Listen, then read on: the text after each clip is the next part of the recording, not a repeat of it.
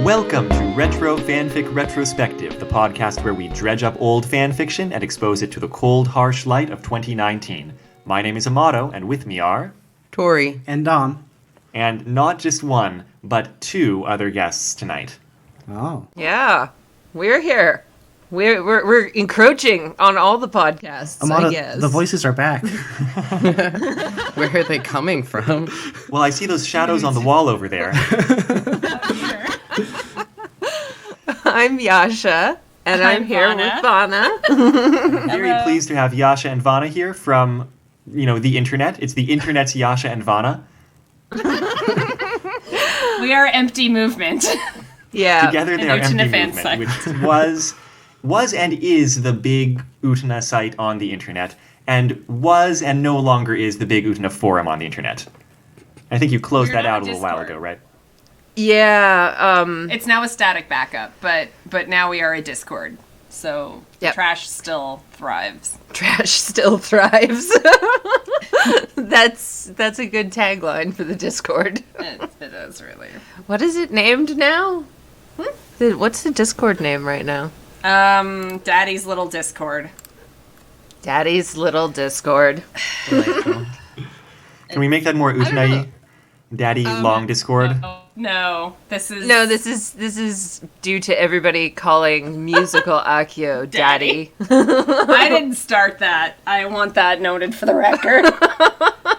I did not start it. They're I'll trying perpetuate to- it, but I didn't start it. They're trying to agitate for an Akio harem role, and I just really think this is a terrible idea. Isn't jury cult enough? Anyway. What Akio are we talking about here? The same Akio? Yes. Musical Akio, yes. Akio, Exists. musical Akio. Is he still 19? I'm surprised you brought that up, Tori. Oh, I really hoped I was going to get a reaction for that, so I'm really pleased. I can argue this with facts. But why do that when we can argue it with just disdain? That is also, I think, an acceptable argument in this case. Poor Akio. Poor Oh, Akio Tori. just learned to drive and crashed all his cars. Ooh. Also, he can't read. He can't read either. Now, this immediate Akio focus, I think, has shown a little bit of your personal interest here. Look, she asked. Why don't you two see if you can talk in less than, let's say, half an hour about where you're coming from in the Utena fandom. Okay, I started The first. top, man. I started watching Utena in 1998 to 99 is when I first saw it. So I saw the terrible VHS tapes that had like a picture of Touga and Utena and clearly sold it as like a hetero uwu shoujo ship TV show. Watched a bit of that, saw someone smack the shit out of a helpless looking woman and was like, this is the anime for me. Went on to watch some terrible fan subs, which I think is also what happened to our noble writer here. I guess we'll get into that later. Built a giant website, got really overwhelmed because back then there was no social media or anything, and I was like the only social media for the fandom. Desk flipped. Yasha showed up like, no, don't desk flip. And we I took did it- not. well, I alright.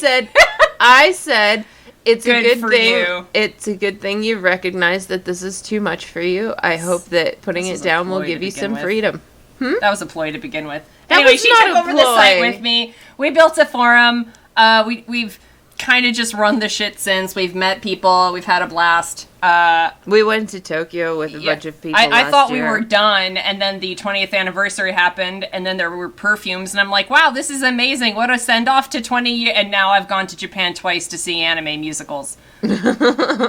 And they're good. And they're I don't know good. if you guys have seen them, but they're actually really fucking good. I'm a pretty bad Utena fan these days, and I haven't seen either of them, which is crazy because I watched, the Sailor Moon musicals. I cosplayed Sailor Moon musical stuff back in the day. it's right up my alley. You've also I wasn't sold on the Utena musical idea, but if they're good, I will watch them. They seem good. Honestly, I will stream them whenever you want, including after the show, because I think Yasha just wants to go to bed. I'll totally play them, although if I play the first one, she'll stick around for it. Well, it's a plan then. Yeah, it's a date. They're actually amazing. really fucking good. They actually took a lot of the stuff that we read into the music, like into the series in the first place, a lot of the kind of analytical components to it, and turned the dial up on them. Yeah. It's really neat. And somehow made the wigs work. Yeah, they made the hair. The hair works. That is the most important component of any. It honestly, it really is. Let's be honest. But No, I they're think, very good, I think so. in this case, the acting is the most important component. Well, the because singing sure ain't. singing really isn't. I mean, a lot of the singing is excellent, just not the guys. not the guys. You can fix that in post. And they did. And they really did. They but really no, did. I highly, highly urge all of you to watch the musicals. They're currently so ripping good. it right now. That's how. Look, it's been deep. Anyway, so that's kind of been my experience in the Utena fandom. I've more or less run it.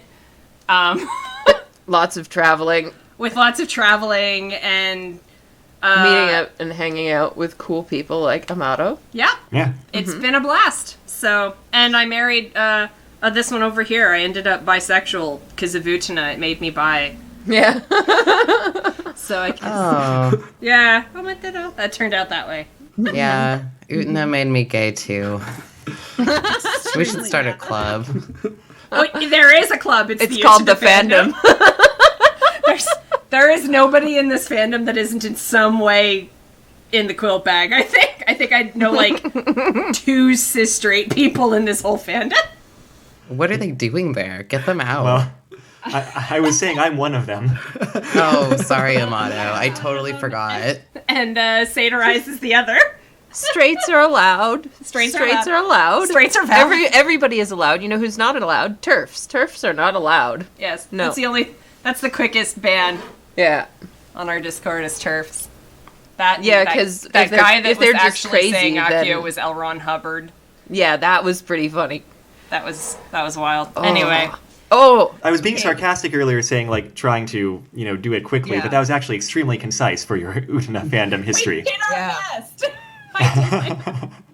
And Yasha, do you have anything to add? not really, because Vanna's pretty much covered it. Pretty much ever since we met, we've done everything together. So, Like a duelist and a rose bride. Yes.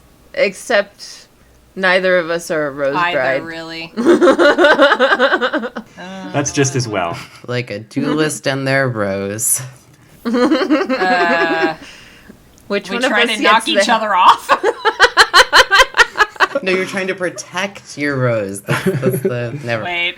This Which- might not be the best I comparison. don't know. One of us is still getting beheaded in this. I don't know. I don't know.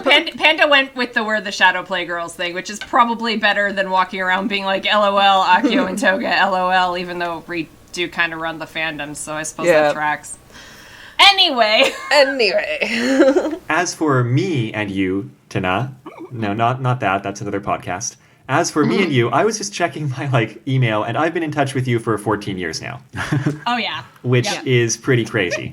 And that Yeah. is back at tail end of high school for me. Right. Yep. Oh, hey, I'm doing a playthrough of the game every once in a while. Oh, on really? Friday nights now, yeah.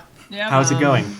It's, we accidentally got Touga the first time around. It's kind of hard not to get Touga. You Yeah. gotta make a concerted effort not to sleep with Touga. Well, that's I mean, his sleeping with modus Toga is simplicity operandi. itself, but getting his ending's a little bit harder. It's true. I was letting the chat decide, and we Always. ended up in Toga's bed, which that seems pretty. Now we're going after the orange coward Who you do not sleep with because she's a coward. she's a gamer. Leave her alone. She's spending all her time getting good at Street Fighter, so cut her some slack. True. No, It's a valid occupation. no. Look. Well, good. Glad people are still enjoying it. Yes. Oh yeah. No, Oh, yeah. everyone loves it. Oh yeah. For the record, if anyone is listening to this podcast and this is still in the podcast and not cut, I did a little bit more than half the translation and the then final editing for the translation of the Utena Sega Saturn game, which is a dating sim. It's not good, but there's things about it that are surprisingly good. I don't know. It's an interesting game. It's really good. First of all, the translation is amazing. Thank you. It's an amazing translation. And on top of that, it is so completely over the top and extra and exactly like on the nose with every single character in the most mocking way. Yes. Like Touga's Southern Italian soy yeah, sauce. like the soy sauce thing. Where Touga got his at Williams Sonoma, and Saionji got his at the top of the highest peak in Japan. Yeah. And Miki brings, like, every single kind. In case you wanted that other kind. Yeah, and Dre's like, do you want this soy sauce or not? Random crap soy sauce. Like, it's just very on the nose with all of the characters, despite being completely absurd. Yeah. Soy sauce is not a metaphor here, by the way. Just No, in case it's not clear, listeners. Literally soy sauce that They the all bring characters soy are sauce. literally bringing for your dinner. It's very good. Actually, Ayu pops into the streams from time to time. Oh, great. Yeah. Yeah. It's nice to It's, have yeah, her. we kind I of don't run know. into pretty much everyone here and there. We still meet last year we met up with Satirize and Ashnod. They flew up to Calgary where Yasha Somebody and had I invited got us to guest at a convention? Yeah, we were comped actual just like announced guests at a convention because Utena. well the people that ran it were fans of ours Yes. and of Utena, so that was pretty wild. So yeah. You know you kinda hit it run big. into the whole crew. Yeah. Big for certain measures of tiny. Big. I'm perfectly content. I've asked you here tonight for less glamorous topics. We are reading an old Utena fanfic, which is what we do on this podcast, not just Utena fanfics, other old fanfics as well. Actually, very rarely Utena fanfics. This is our second Utena episode, actually. Second and a half because Tori and I started just on a whim playing Satirize's text adventure game. Yeah. Which we need to get back to at some point. We totally will. That was fun. Y'all should finish that. That's a fun episode. Yeah. We'll get back to it sometime. But usually I try to do stuff before about 2005. And I gave you a few options for a fanfic for this, and we chose the Saionji Touga one. And all I knew about it was that it's gender swap Saionji, and yet it is well regarded. Yeah. That was one thing I was worried that they were gonna immediately have Saionji like just be fine in a girl's body and not have any kind of immediately start jilling off all day and Yeah, they didn't But- do that, which is They really didn't. good. I'd actually like, we've got a few trans members on our Discord. I'd actually like to see how well, if any of them are willing, how well they caught the idea of dysphoria in this, because for clearly, 2002? yeah, for Yeah. for 2002 they did a good job. We caught it But- pretty well. I caught it pretty well. I don't know. Dom, you read it too, right? I read some of it. I had Yeah. a busy week starting a new job, and I yeah. watched Utena once back in high school. Yeah. Filthy casual. But yeah, we'll get there. I think we can address that when we get there. But yeah, I actually thought the body stuff was done pretty well. Yeah, because I actually read a lot of gender swap things. You may not know this, but it's very common for trans people to read a lot of gender swap stories. I can attest to Trying to that, figure yeah. stuff out, right? Yeah. But like, so I've read a lot, but Yeah. it's So Go the on. bit I did read at the beginning was vaguely uncomfortable because it was accurate. Yeah. Yeah, no, it's I was pretty impressed by the way that was handled, but we are getting ahead of ourselves. Yeah, we should probably say the title. This fanfic is Ever After by Sylvia. It seems to have come out around 2002. I saw it recommended a couple places, including a fanfic recommendation thread on the In the Rose Garden forums, but other places as well. And the author, I wasn't able to contact them, but on their Archive of Our Own, introduction thing profile, they say like, oh, feel free to remix or do whatever you want with this fanfic and just give credit. So consider it done, Sylvia. We're doing it. You're on a podcast now. We're going to remix this? It up. Remix the fanfic. Can we get a sweet bass drop right before me and Vanna come in? It sounds like editing, so no. Hard editing pass. There's a reason we're not doing anything creative on this podcast, which is that it takes effort. Don't start it. Once you learn, you actually have to keep doing it. It's Says the person who just chopped together 2 hours of two now means different nothing. versions of the musical. never mind. Vanna learned That's for after. Vanna learned video editing for the second new musical to come out. You So, can cut that. That's commitment. yep. You have no idea. It's really more like Monomania. The real commitment's going to come when they don't produce a third musical to finish it off, and they have to film their own. I promise you they're going to. If they didn't, I might have to set something like that up, but that'll come from me. And look probably about the same as what they would do. Anyway. I actually, I kept, when I was reading this, I was trying to place, 2002. And I built the website in 2000 at least. But I hadn't finished the gallery until, a year or so later. Which I think is why this author struggles to describe Mikage and Akio accurately. Because they may never have actually seen good pictures of either of those characters, but they would have read the scripts, because the scripts had always been up. Yeah. So, do you remember when, a lot of us had read the scripts for the rest of the series, but didn't necessarily see them because it was so hard to get the fan subs? I entered the, Utena at the time when you could find the scripts for the Black Rose arc, and you could get fan subs, through VHS, distributors of the last third. But you couldn't get the Black Rose arc fan subs because they had announced that they were going to bring that to the US. And so the fans and distributors would not make copies of it. And so That's right. I was definitely in that place for a while where I had read the Black Rose arc scripts and I had seen a music video with clips from it. And that's all I had. Yep. Because that's how I had panned out too. I saw the end of this show for the most part before I saw the Black Rose saga, so that was back-assward. I remember you saying that you did not notice the hand in episode 33 because the rips you were looking at were so bad. No. I didn't see that Akio's eyes were open when he kisses her in episode 30. You said something That about the hand, too. I was like, I don't know if that's supposed to be Akio or Anthe or what, because the animation was so, blurry and messy. Yeah, so It was cursed I figure either way, that's though, so it that's was fine. probably why there's a little bit of Yeah, a little bit of... weirdness about the way they describe the characters. It also seems like they were going for something kind of semi-realistic in places, but In some places, yeah. yeah, In some in places, other they fooled places errand, it's I think. completely gone. But I think they refer to Utena as blonde at one point. Yeah. I think they did keep Saionji's green hair, though, which is Yes. truly commitment. Yes, they did.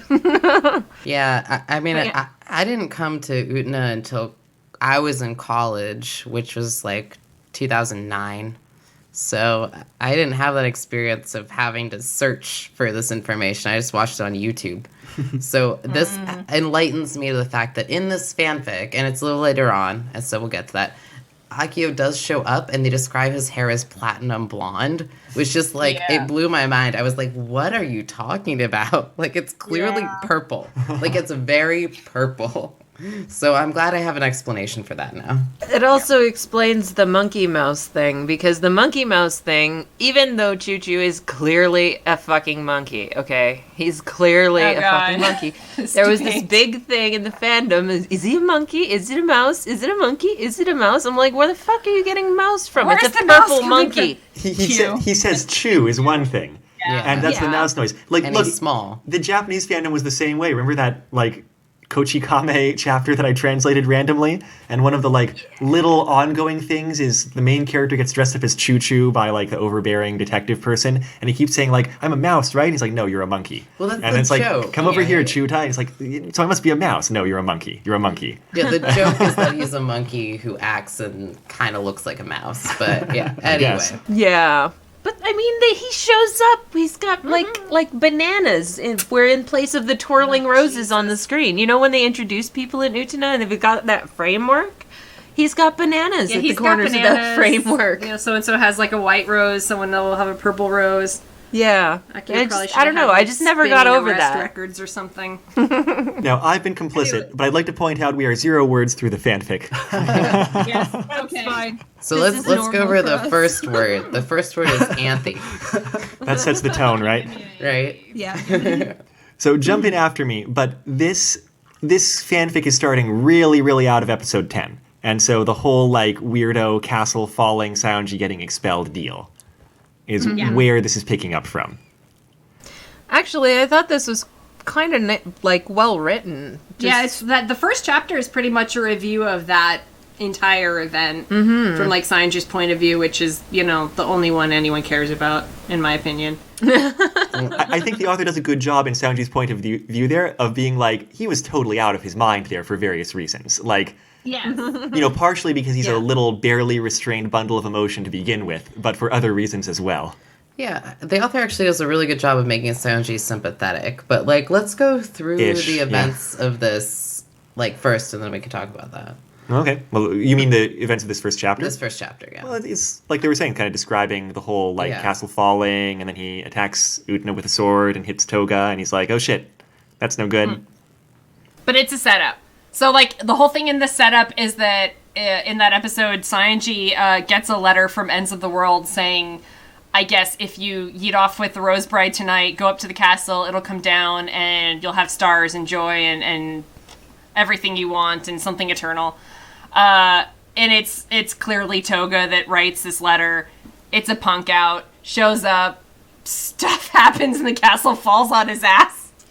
Yep. And then he decides he's going to murder the shit out of a 14-year-old girl that just, like, stepped in on saving Anthe when that had been his plan. Touga intervenes and literally gets himself cut in half so that he can deliver the wasn't your prince someone like me line. And He's a feminist ally. He's a feminist ally.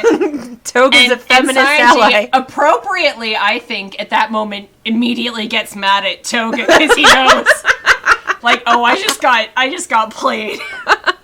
And he had been. And then he gets expelled, and Touga has his little brag out moment, you know, on the phone with, like, 4 bitches in his Which room. is not shown in this fic. Which is not Everything in this up- fic because everything Saionji up doesn't till know that about point. that part. Yeah, Thank everything God. up till this point is shown in this fic. And then, Then he's expelled. in place of that, we get Saionji going to talk to Anthe. Yes, Saionji wants to go find Anthe and talk to her because I think he thinks that that's going to provide closure or something. I don't know. You know, I just looked at the second wants paragraph in there, or not second, technically third paragraph after that little break there, and his dick is already getting hard. So That I don't know how. energy. Okay. Some of you were born assigned male at birth. Yes. So this is not what it's like. Constantly walking around with your dick hard. This is not. I have never seen this happen in real life. Teenagers. Yeah, he was a teenager. Okay. So the thing is, I mean, that could happen semi-randomly, but Yeah. not like because you see the person you're into. Like, that's not But really how it works. Yeah, that was my big thing. Is like he like looks at Anthe, and then all of a sudden he's got like a rock hard. massive. Well, there's this through line in the fanfic that, like, there might be some amount of kind of influence on him. It's not clear whether, like, he's just trying to justify the fact that he's totally messed up about Anthe, or whether that is actually a valid read on what's happening to him. Yeah, no, that's actually a good point, though, because there's more and more instances of Anthe's kind of hold on his emotions as we go through. And I think we can probably approach that a little later as we go through his changes. Yeah. Well, maybe, but this is the first time it happens. Like, he gets in front Yeah. of her and he's like, oh, I'm so obsessed with her, like, I can't get her out of my head. I feel her physical presence. This is something that was popular, like, back then. Like, in Yeah. fanfics of that era, it was very popular to write Anthe, especially, as, like, this fucking force of nature with That's this true, isn't it? overwhelming emotional draw and et cetera, et cetera. And that kind of, like, fell out of favor in newer ones because I think people like to humanize her more.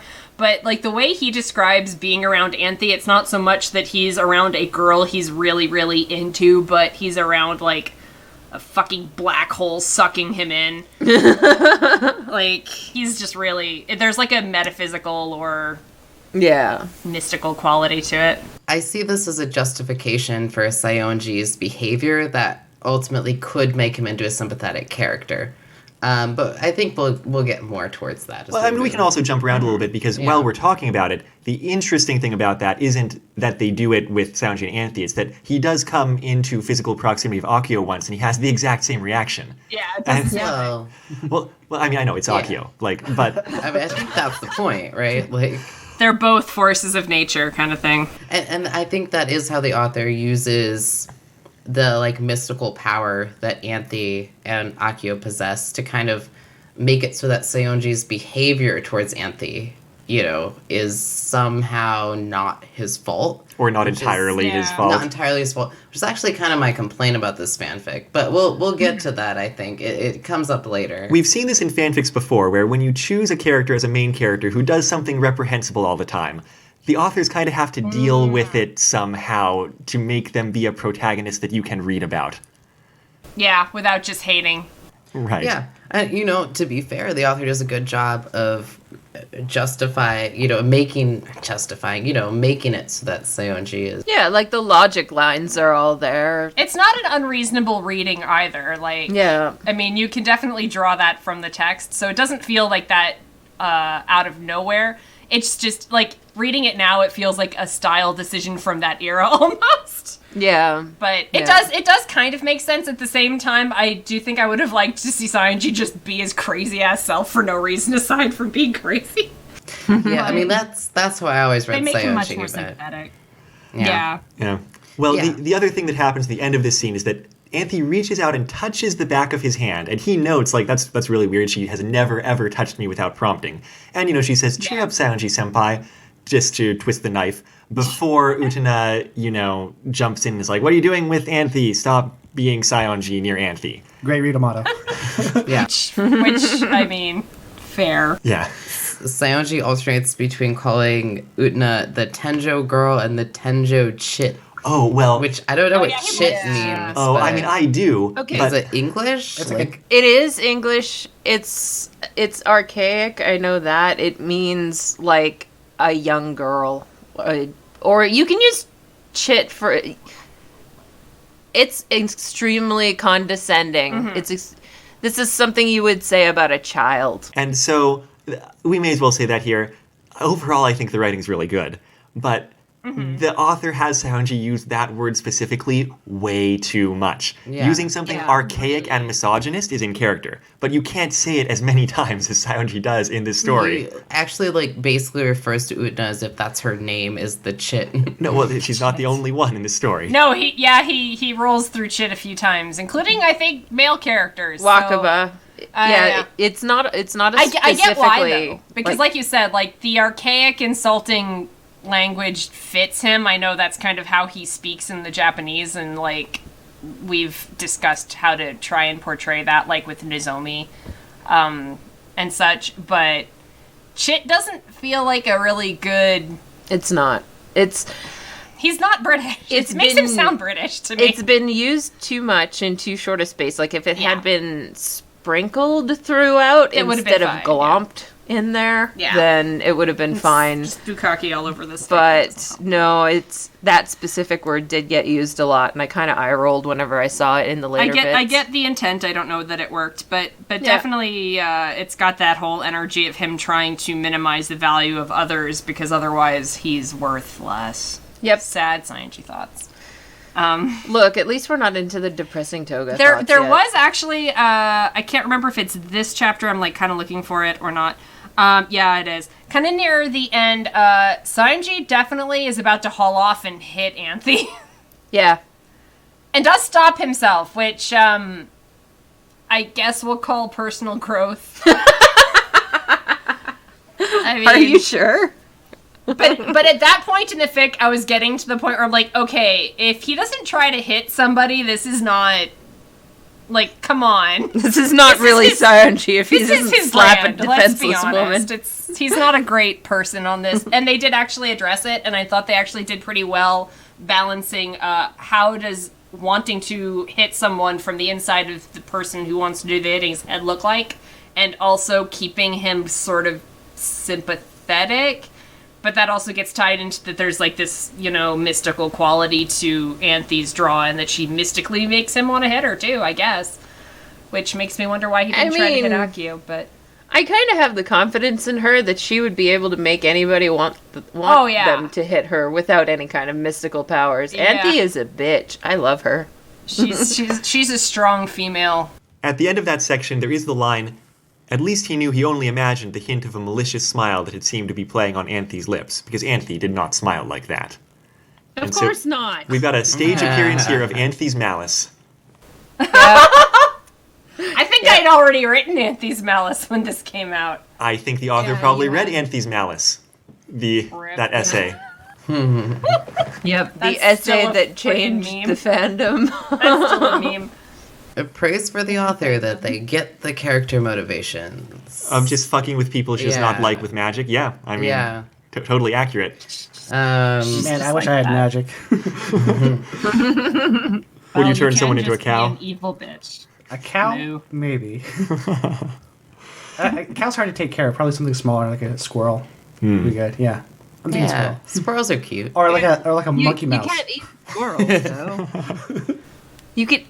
A cow could be dinner, but you can't eat a squirrel. What about you a could monkey eat a squirrel, mouse? but Dinner. it depends on how much you fatten him up first. Well, a person could don't also know, be you dinner, see- so that's not unique to cows.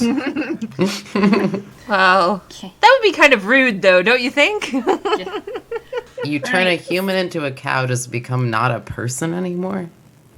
Why don't you ask Nanami? I don't know. I would. If she were here. You seem actually interested in this concept. It's fascinating. Who are people? Anyway, moving on. Fanfic. Let's Now, do that. Saionji's He expelled. goes to a hotel. He goes to a hotel with like his pocket change, and like he has like a fever or something overnight. Yeah. And that's the transformation sequence. Yeah, turns into a car right then. He wakes up and he is in the body of a car. Yeah, No, it's he's very like- distressing. The fact that this would totally track with Utena is like, Just like, we'd be like, yeah, that sounds about. Yeah. Oh wait, no, it's he just wakes up in a. This is the worst tension ever. This is a very cursed. Is there a lot of a Utena Turbo Teen crossover fix? No, but there should be. No. There should also be an Utena racing game in addition to a dating sim. I was listening to our last episode. Yes. We went on about that for a while. Oh, we did. Yeah. Okay. How the power-ups would be roses. You drive over them, you get like a sword or something. It makes you dash forward. Mario Kart mod when. Yes. Well, it'd be Mario Double Dash style, where you choose one person to ride in the vehicle and one person to be the vehicle. Oh my gosh, that'd be Oh, so no. good. You hold the Z button to switch. Yes. And then you'd see like a transformation sequence in between, like I love that. Love a good transformation sequence. Such Okay. as this one. Saionji does not turn into a car. What happens to Saionji? No. Saionji's body changes, and actually the author does a really good description of how the body changes. Like Saionji is able to recognize himself in the mirror, but he has slimmer shoulders and smaller arms. He has small breasts and wider hips, and a smaller nose. Maybe it's a good transformation sequence for like the stereotypical like biological sex stuff we're talking about when we talk about Utena, because Utena doesn't have a lot of trans narrative to it, though I guess you could argue there's some implied stuff, but it has a lot of narrative around assigned sex. And so Saionji's assigned sex changing affects a lot for him, and he's very, very sick because of it, and he's also kind of freaking out because of it. He's not in a good mental place. But I do kind of like how they describe the change, because it's like he doesn't change that much in height. His shoe size only changes a little. Like he's basically like if he had been born with a different chromosomal set, this is what he'd look like. Is the idea, yeah. Yeah, I think the only like big change is that they describe him as having lavender eyes instead of like the really dark purple ones, But that, which yeah. I think they still describe like dark green hair though. But yeah, I did actually find it like I felt like it was well written, but I don't have like a frame of reference experience wise for like I don't read a lot of gender swap fiction or anything like that. So, but it seemed pretty good to me. So Saionji's distressed, but he also obviously he's very upset about it. He's like, this is not my body, but at least like I can move around and stuff, which is better than I felt when I had that fever like a little bit ago. And obviously the first thing he goes to is like, better pick up my sword and do some moves. And he's like, I could fight like this if necessary. Yeah, and he like adapts. Very Saionji. Yeah. He adapts to certain changes. I just want to like take a moment to praise the author for like how they're like describe this change, because like Saionji's just like, this is not my body, and that's what makes his like image distorted to himself in the mirror. The author, unlike a lot of other gender swap stuff, never wavers from using he/him pronouns for Saionji, because that's how Saionji identifies. No, he never has a moment of doubt. He's a guy. He's just got this other body at the moment. And that's why it makes him very uncomfortable, is this is not the body that he is comfortable with. And I think the author did a really good job just like keeping that consistent. The author also did a really good job making sure that we saw crotch hair, which means we're going to get sex in this. Yeah, that was a big sign to me. Yeah, I was like, that was the moment where I was like, yes, this is going to be X-rated. Okay. I don't know, the moment I heard this was like gender swap Saionji, I was like, oh, he's gonna bone Touga. He's gonna go sleep with Touga. Or lack of bone Touga. That's a decision that is coming soon. Yeah. Yeah, and that does happen. But it does. It's not like what you would expect from like any traditional like, I don't know, fetish fan fiction, I guess. Like, this is very complicated. It is complicated. For Saionji and for everybody. Yeah, there's a lot of feelings there going on. Yeah, actually, the decision to do gender swap in this feels more like a way to make Saionji awaken himself to becoming more sympathetic to women than it does, any sort of other thing. Well, also the role in the story is that it allows him to go back to Otori without and interact with people without people knowing who he is, kind of with a blank slate. And that's the next thing that happens, that gets delivered a box, which is like, here's your school stuff. And by some harassing asshole delivery guy. Because that's the first experience he has with a man being His sexual perceived. harassment. Yeah, he's sexually harassed because he's perceived as a girl. Which is kind of nice. It is kind of nice. It's kind of on the nose, but also, yeah, that sounds... I mean, I can definitely see this being kind of like the author's reasoning for making Saionji into a person who can deal with the shit that Touga's going through at the end. Is that Saionji in the beginning has very little empathy. He's also got like zero chance of ever fixing his relationship with Touga, but then changing him into a woman and kind of making him see things from the perspective of somebody who is maybe more powerless than Saionji feels. Which is tricky. Yeah, because Saionji has zero self-esteem. Wow. So, sad Saionji. but like, it kind of flows naturally into, okay, well, he's had all of these new experiences and he's been kind of humbled now. So now he can be the person who can, unspecified way, get back together with Touga. I think there's definitely two, like, clearly we wanted to do Touga, we wanted some Tosai here, and this author, I think, rightly realizes that their relationship is such a goddamn disaster. There was no way under God they were going to do anything in their own skin, so to speak. So you had to remove Saionji from Saionji. familiar circumstances enough that they could meet on a playing field they'd agree to have sex on, instead of it just being like two guys smashing into a brick wall that's not getting them anywhere. So it was an interesting like choice in that sense to make that happen that way. It's also I guess we'll get into this more later, but the way that Touga perceives the fact that he doesn't recognize him at all, I found kind of the biggest stretch, to be honest. Well, because he does not recognize him at all, though. No, he recognizes gets, like, an something itch. about him. He gets an itch, but oh, I did also want to say, of course, at the city around Otori Academy, even the friggin' delivery guy is a sexually harassing creep. yeah, of course. Because Saionji's what, 15, 16? Oh, no. Still got to get your hand This guy knows full well he is a Tori transfer student, Otori yeah. student. Well, I think that was to set a scene for Saionji experiencing life as quote unquote a woman. However, I do think it was a little much. It was It's a little much, a little quick, I think. Yeah, exactly. But it does help us. The author's point was to say, Saionji's never experienced this level of sexual harassment and to show us his reaction, which I think would be anybody's reaction to that situation. But it's for him the first time. And the reaction is being frozen Yeah. because you just can't believe that just happened until you don't have a Yes. chance to, Yeah. because the guy just left. I'm know, sure. But that's a mood, though. Yeah, I know, right? Happens. It's literally what happens. Exactly, yeah.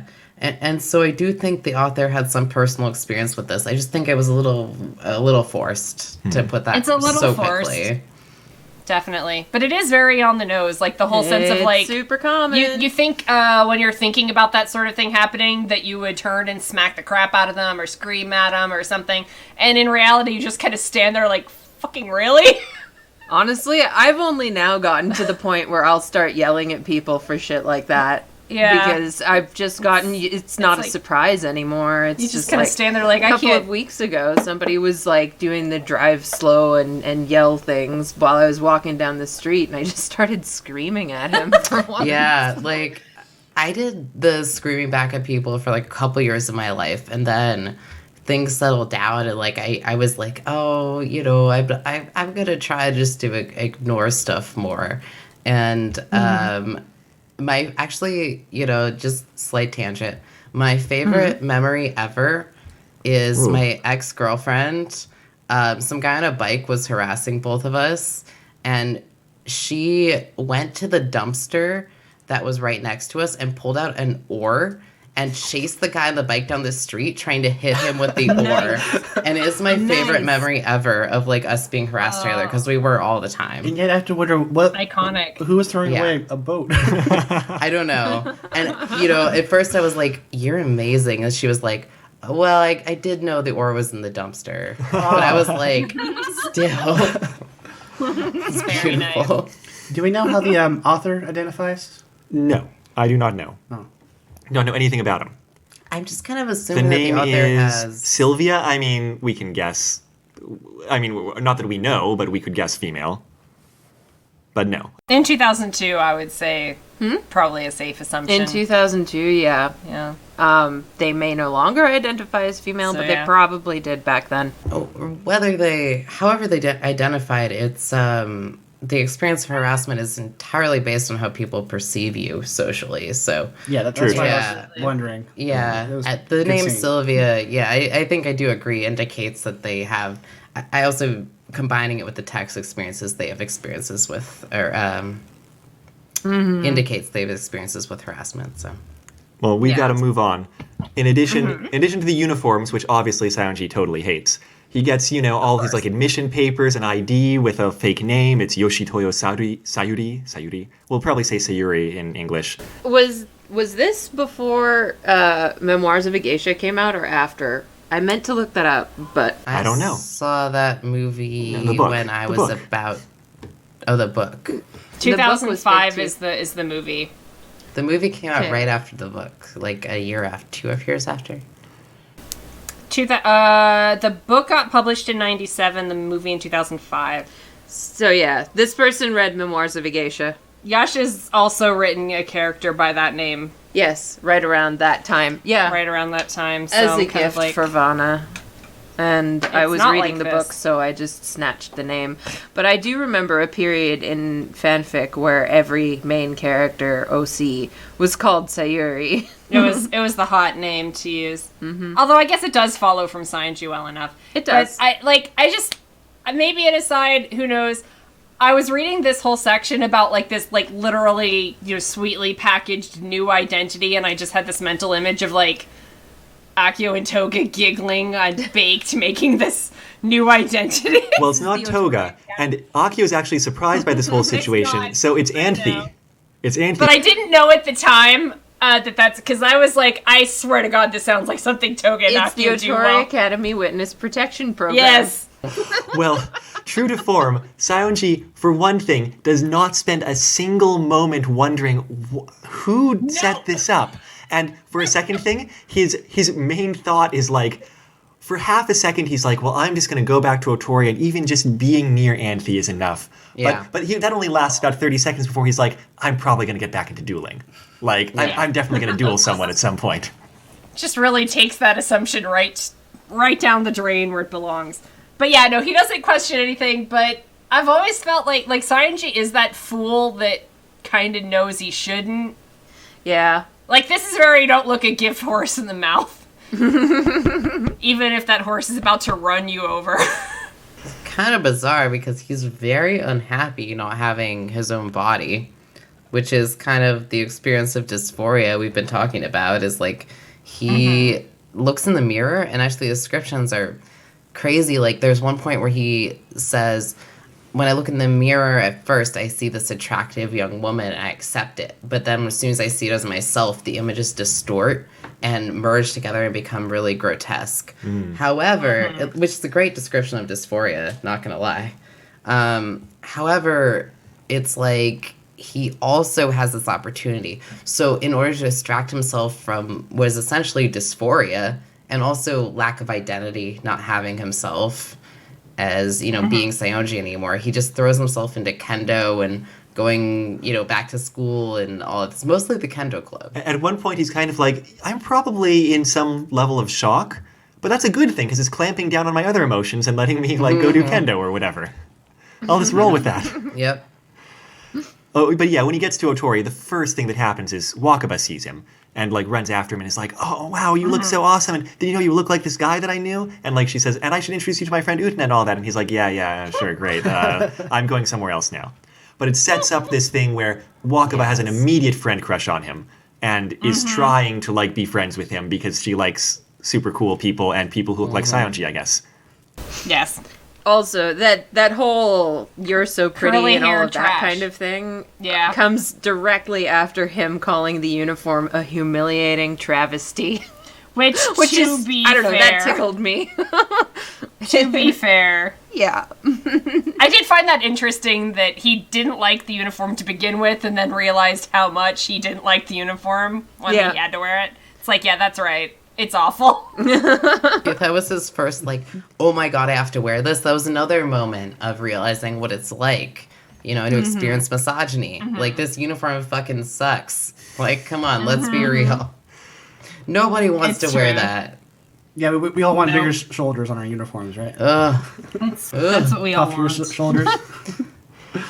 And other than meeting Wakaba, he kind of does his basic setup, gets assigned his dorm room, and he goes to the kendo club. And Immediately. And Touga's now the president of the kendo club. But does not show up at all. Well, Which is...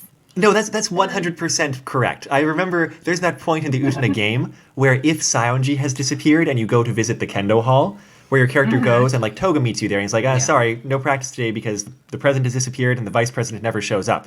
And she's like, aren't you the vice president? He's like, yeah. Yeah. That's my boy. Avoiding work like the king he is.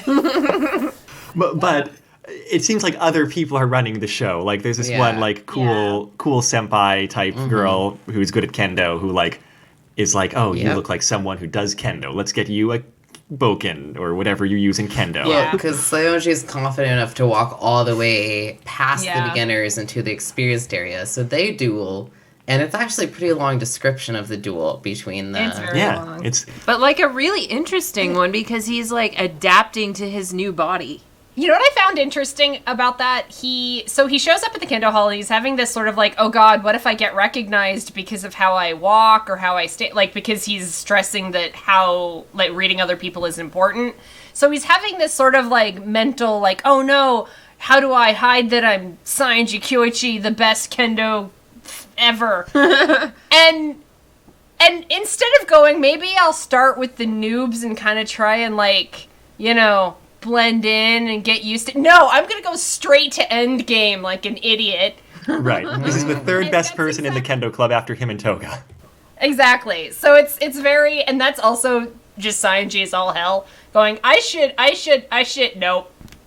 Just goes straight for the top of the pile. Maybe I should do this the smart way. Yeah. No. Maybe I should figure out how it is to hard. fight in this new body with some of the noobs that won't, recognize my sweet skills. No, he's gonna go straight for endgame like a dumbass, and it's like he does win, but it's still funny because it's exactly like it's the same deep understanding of circumstance and that makes him go, I'm not going to question this box with an identity in it.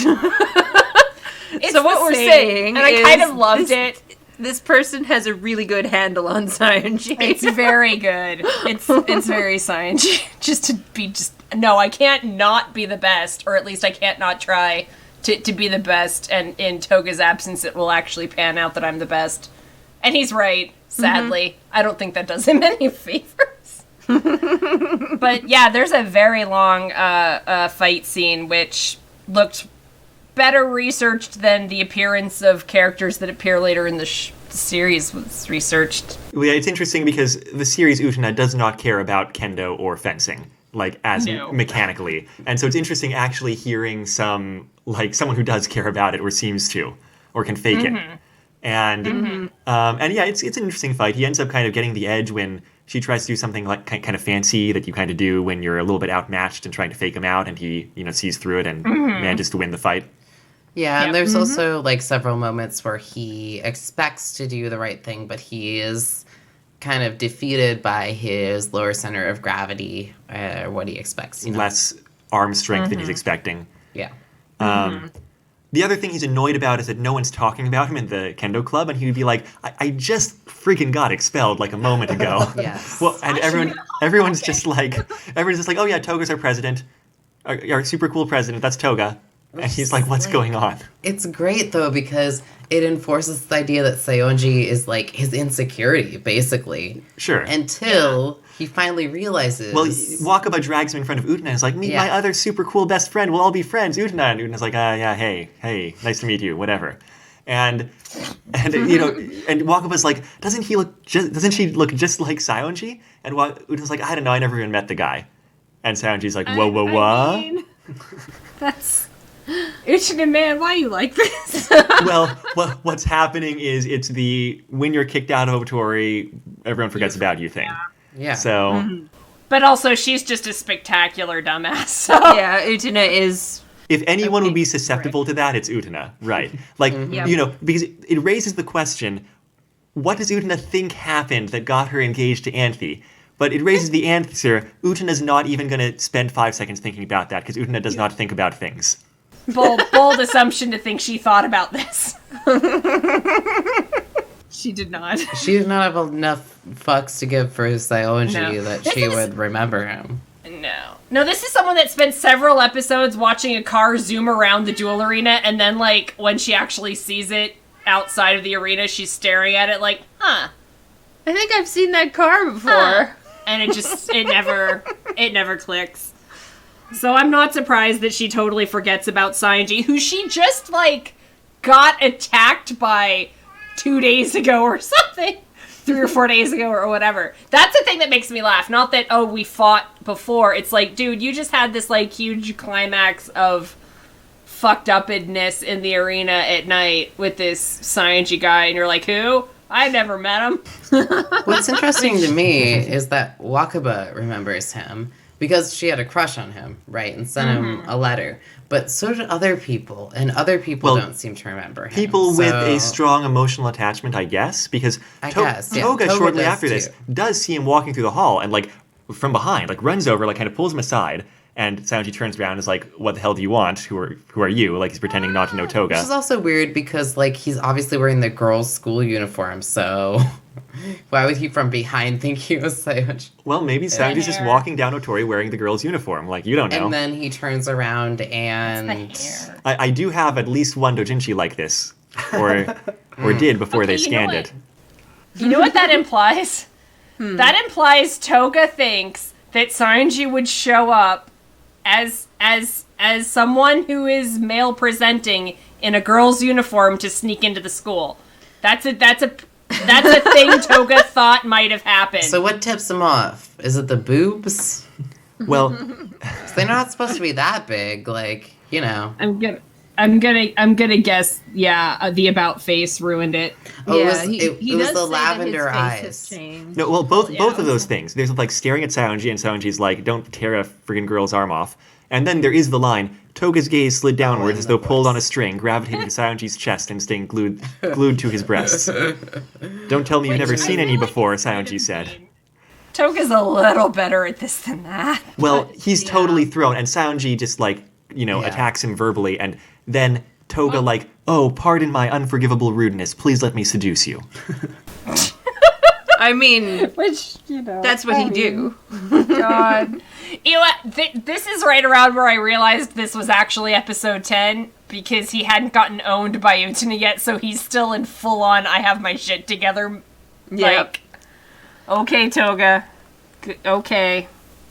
But I still feel like if you had an inkling that this might have been Saionji, I don't think the visible breast should really have distracted you from the way Saionji talks. Because, yeah, Saionji does zero to pretend he's not Saionji. He's like snarking at him, he's negging him. Several times But- Saionji knows things that he shouldn't because he is Saionji, like Yes. about Touga or Toga's house or Touga whatever. According to the text, though, his voice has changed from a baritone to an alto. Yes, and that's alto true. is very high. So, I mean, like, not that voice alone should be an indicator, but, like, you couldn't pitch your voice that high, No. on your own. So I think there's some mitigating factors. Yeah. I have to give Saionji credit, too, in the scene for, like, being so cool and calm. Like, I kind of would not expected that from him. However, the author, I think, does a good job of building up that he can withstand the situation. He's figured out a path for himself. So that's kind of cool, actually. Well, I also have to assume that Saionji has a reflex of seeing Touga hit on someone and reacting with sheer disdain. Yeah. And so even when it's him as the subject, That makes still- him makes Saionji likable, which I've never found Saionji likable, but this author does it somehow, and I don't know how, but they did it. So props, I guess. Yeah, no, I think they do a really good. I mean, it does bear mentioning that this is not Saionji's first out of body experience, so to speak. Yeah.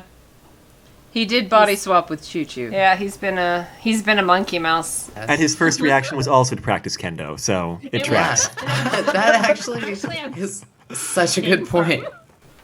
Is it the first thing he does is I'm gonna do my kendo anyway? It gets a little teeny. It sheds light on that last joke scene of the curry episode, just thinking Yeah. that in his head, Saionji's Yeah. thinking I gotta figure out how I'm gonna win a duel in this body.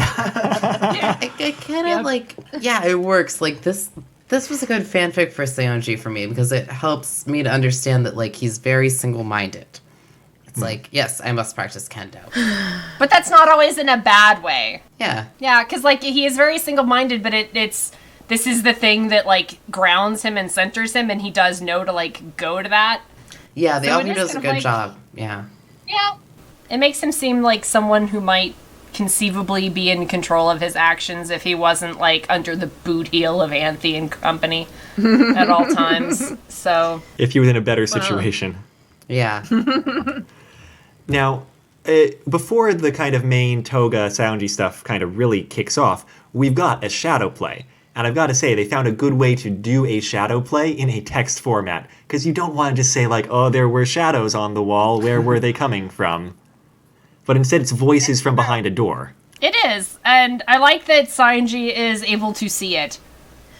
And I like that we get foreshadowing of the dragon masquerading Yeah, you as a start getting person. kind of the groundwork being laid down for that. Yeah. Well, there was also a little prequel fanfic that kind of laid that down, where it was Touga, really short, kind of just a Touga monologue being oh, I realized that princes don't exist and became a dragon instead. And it's set up in that prequel little fanfic, Metamorphosis, it's set up as the alternative, the male version of the female dichotomy that Utena sets up of princess or witch. It's prince or dragon. Yeah. So instead of version horror, you're set up with a chivalrous dude or rapist, Right. basically. And this shadow play has Aiko and Biko presumably kind of negotiating who's going to be the prince and who's going to be the princess as they in this relationship that they're setting up or whatever. And eventually, I don't know who's who, but whatever. One of them's like, oh, well, fuck it. Sure, I'll be the princess, whatever.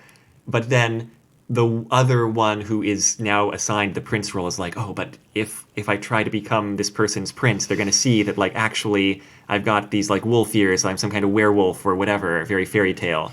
And so I better just eat them instead. This is very like a shadow play. It's very shadow play, Yeah. yeah. It's very shadow play. And not the last time you see Saionji understand the shadow play curse. Yeah. Wait, what? Okay. So yeah, those musicals that I've been screeching about, Saionji There's a new shadow play girl. is actually a Esco. shadow play girl. He's Esco? Esco. That just raises more Esco. questions. Well, I It mean, will make sense when but it totally just parses out as, yeah, of course Saionji is the one that's gonna, like, walk by the shadow play girl, see them doing their play, and be like, huh.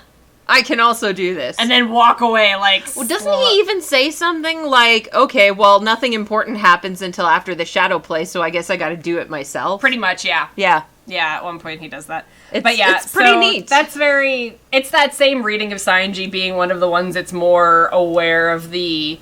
And that's also something that they kind of stress in this as well. Like, he seems to be aware that there's a fuckery with the passage of time or memory, or... He has that, like, they keep depicting him as someone who's, like, just on the edge of an awareness that something's wrong with the school, but he still, like, goes right back to it, like, consciously. He even, like, there's even a part in the fic where he's like, that place is a hot mess. I'm going back. Because I want to see Anthe. So it's very the same way, but he doesn't end up sticking around for the shadow play. He kind of, like, crawls away like, I'm just gonna pretend I didn't see that. Just like he does with all the other weird stuff in the show. It's probably the safest thing to do. It's the most self-preserving thing. That's before it comes up that, or that's after it comes up that he doesn't have a dress to wear to the ball. So for this next part of the fanfic, the seduction kicks into full gear because Touga has seen a girl who has crossed his consciousness, and therefore he's, like, full on. Yeah. And not only crossed his consciousness, but actively negged him. Oh yes, she fought, and Saionji is aware of that too. I don't know if he does it right away or later, but he realizes like, oh no, I put up a fight. Rip me, like it's so yeah, you knew. What a dumbass. Like I mean, what were his alternatives? Jump into bed or fight and End up in bed anyway. Yeah. But I do like that he has that moment of clarity where he realizes his gravest mistake was trying to get the hell away from Touga. And we have this prequel fanfic, which is very short, in which Saionji and Touga have like a brief thing, you know, and Saionji is like, yeah, like a little playing around when they were younger, close friends before things went to shit. Yeah, right. And this is like really bizarre because Saionji is not perceived as himself. He's given a dress by Touga, like the same way Utena was. To go to a party, to same go to way. a party, yes, Everything's same cyclical. way. And there is like basically just seduction at this point. And Saionji, I think, doesn't want to give in, but I think he's really attracted to Touga, so he does. Well, let's talk about another thing before we get to the culmination. I guess two things, because speaking of things being cyclical and Saionji being on the edge of awareness of like the kind of shit that's going on here, I feel like, I don't know if it's this scene or later, but he's at a party at the Kiryu place, like it must have been here, and he's like, is it just me or are the parties here the same every time? I could swear that like, you know, it's the same people here and the same music playing. And yes, it's all stock footage, Saionji, that's what you're in. Uh-huh. With the Kiryu parties. Anyway, at the party, he's been trying to find Anthe. He like sees Anthe at the party and is like, you know, struck. And Wakaba sees him and thinks he's in love with Touga. And so, but that's interesting in that she gets to have a heart-to-heart with him about like, yeah, it really sucks to be in love with someone you know you shouldn't be, but you just can't help yourself. Yeah. And he's kind of like... They have a moment, you know? Yeah, they have It's it's a sweet moment, actually. Sweet. Because he actually tries to provide some kind of emotional support for her. It's really cute. Yeah, he starts to appreciate her sincerity. There's a lot in this fanfic of Saionji being disdainful towards people. And obviously he's like totally, he's an asshole and he's a misogynist and like he looks down on a lot of people, but not just women, because he wants everyone to stand up to these certain masculine, in quotes, whatever ideals that he has, which includes dignity and like sincerity about what you're doing. And so, like, for example, he crosses this like one guy who he's just like writes off as a total jerk because like, oh, he came to kendo because he thought it'd make him look cool. But like he kind of likes, the third in line kendo person because she's really committed to kendo. And so he can only really approve of people on that basis, it seems like. Yeah. But this is also a story about Saionji confronting his own misogyny, because when he does have that kind of conversation with Wakaba, he kind of realizes, oh, this girl is like willing to like listen to me and understand me. And that's only because she perceives him to be a woman that happens. But then he sort of is like, whoa, like I can get this sort of empathy from people if I just position myself in a certain way. And I really appreciate the author does this, because it's like, this is something he didn't have access to, being raised to be this like hyper masculine man all of his life. And he gets empathy from being perceived as a woman, and that kind of helps him in a way. And he sees the merits of like being a woman, basically. Now, after that, Touga seduces him. Yeah, it's kind of like, what a there's come some down. merits to this, and then just crash. Like, hey, look, crash. feelings are good. Hey, this I is might what gets enjoy done these. with We're gonna feelings. fuck Touga now. This is what happens with feelings.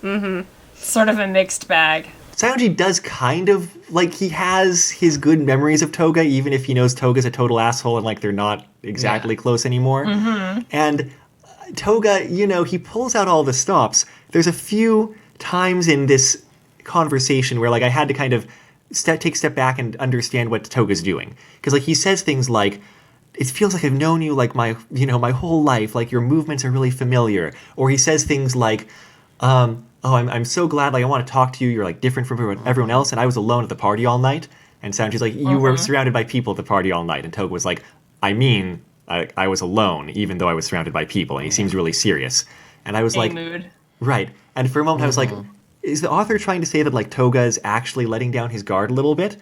But what I came to realize when I thought about Touga a little bit more is that Touga is telling the truth some of these times.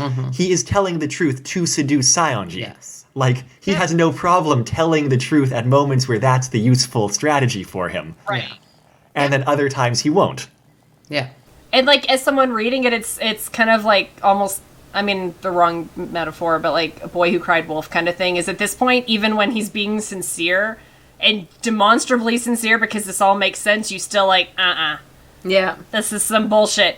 And Saionji, he reacts the same way. Like, on one hand, he's like, that makes sense, and on the other hand, wow, is that some bullshit you would just feed anybody? Whatever. It's like he would say Touga the same thing cannot and just be lie. sincere.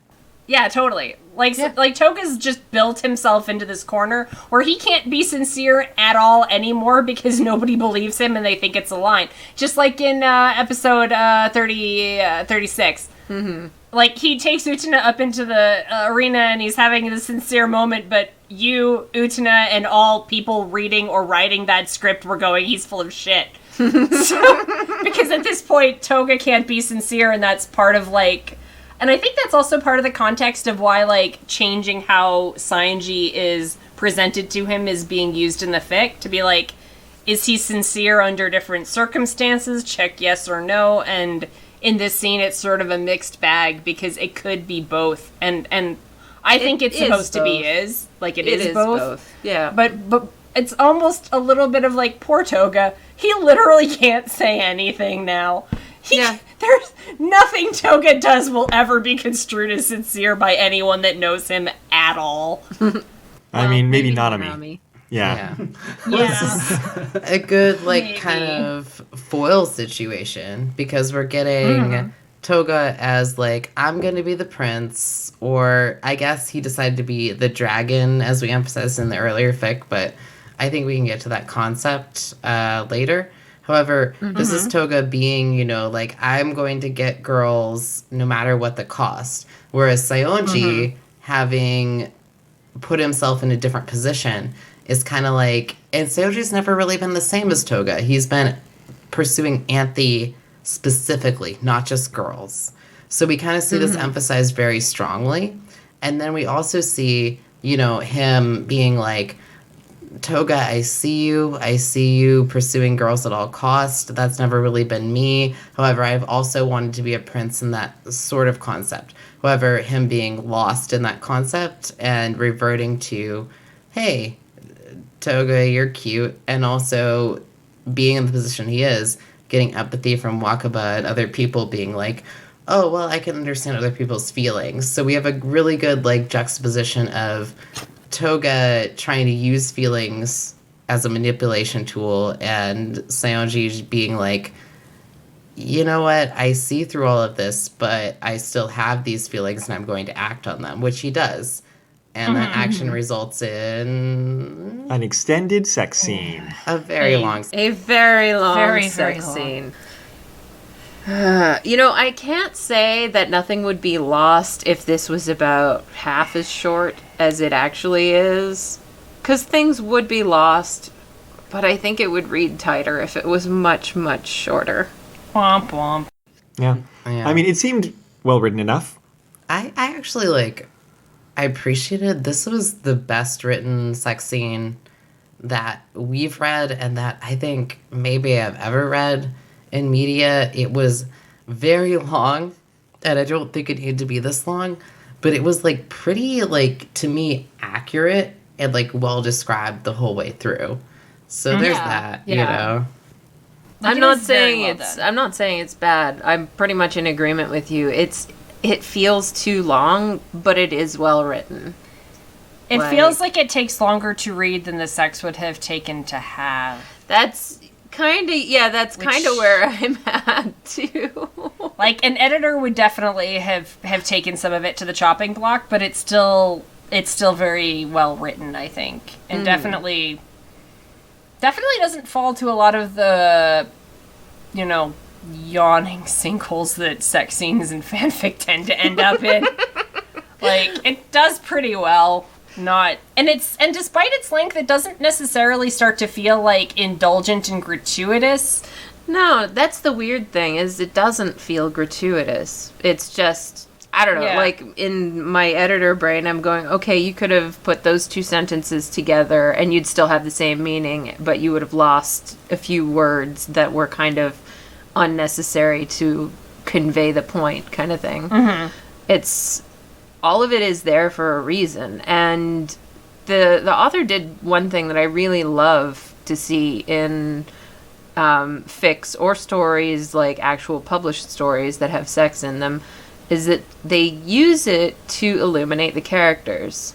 It's not just there to titillate the audience, it's actually telling you things about the characters and how they feel and what they think. And that's something that, to be honest, a lot of people don't really handle very well. Like, a lot of authors don't really handle It's very like well. a channel switches when it's time for the sex scene. Yeah. And the sex scene is often not necessarily used to like, you know, the whole, like, if this doesn't continue the story, develop the characters, then don't write it. A lot of sex scenes do neither of those things and are Yeah. just sex scenes to have them there.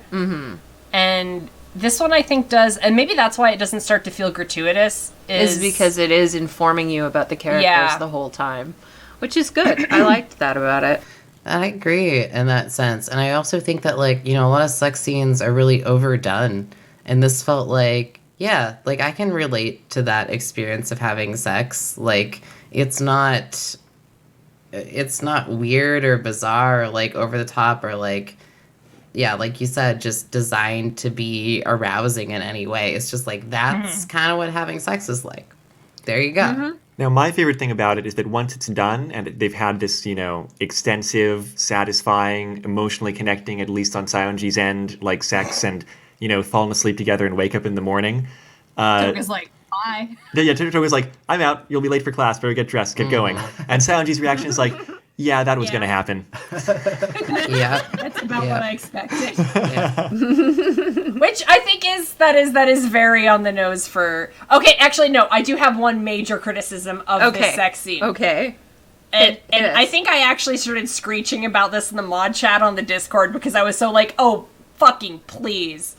At one point, there is a line akin to, Saionji had gone down on women before.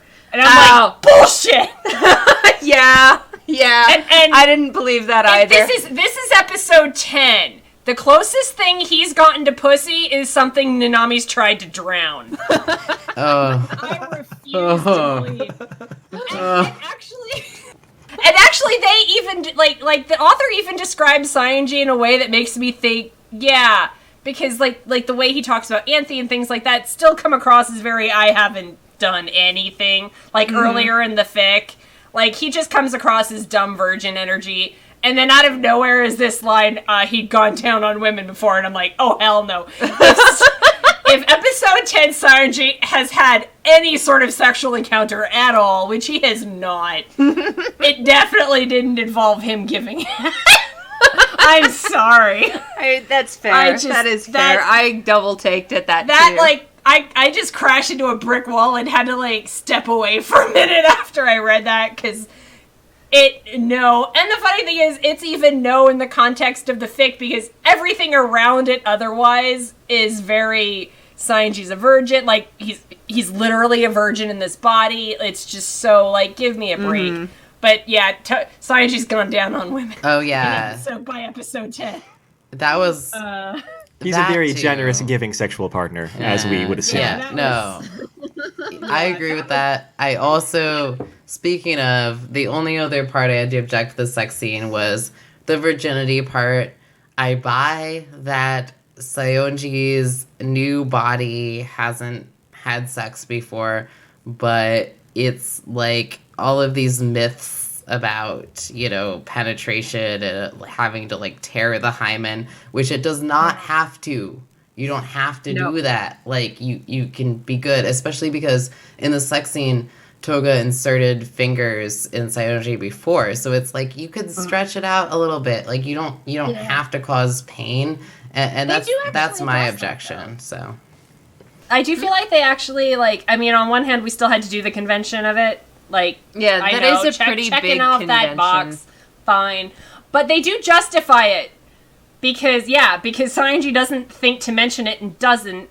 And I do like that because if you have to give Touga anything, yeah, he would not have rolled that way. And he says so immediately. Like, why didn't you say anything? I wouldn't have gone this route. Like, I think Touga, if you have to give him anything, he would have done that and been a lot better about that had he known. it is And Saionji's sympathetic. just too Yeah. oblivious to bring it up. Yeah, it's sympathetic that he whatever. says, like, I hadn't even considered it. It makes it more sympathetic, but it's like, It's kind of cute. yeah. But it I is think something- it is. I think it's the writing of the It's very actual Saionji. physical sensations and such Yeah. is a kind of doesn't. To be honest, it strikes me more painful than it actually was. Yeah. So But that's what I mean by it's a convention. Like, there's this gleeful celebration of the pain involved. yeah, And I do like that they actually did put into that it's not how Touga would have done it. Mm-hmm. Like, it would not have been painful if Saionji had been like, yo, by the way.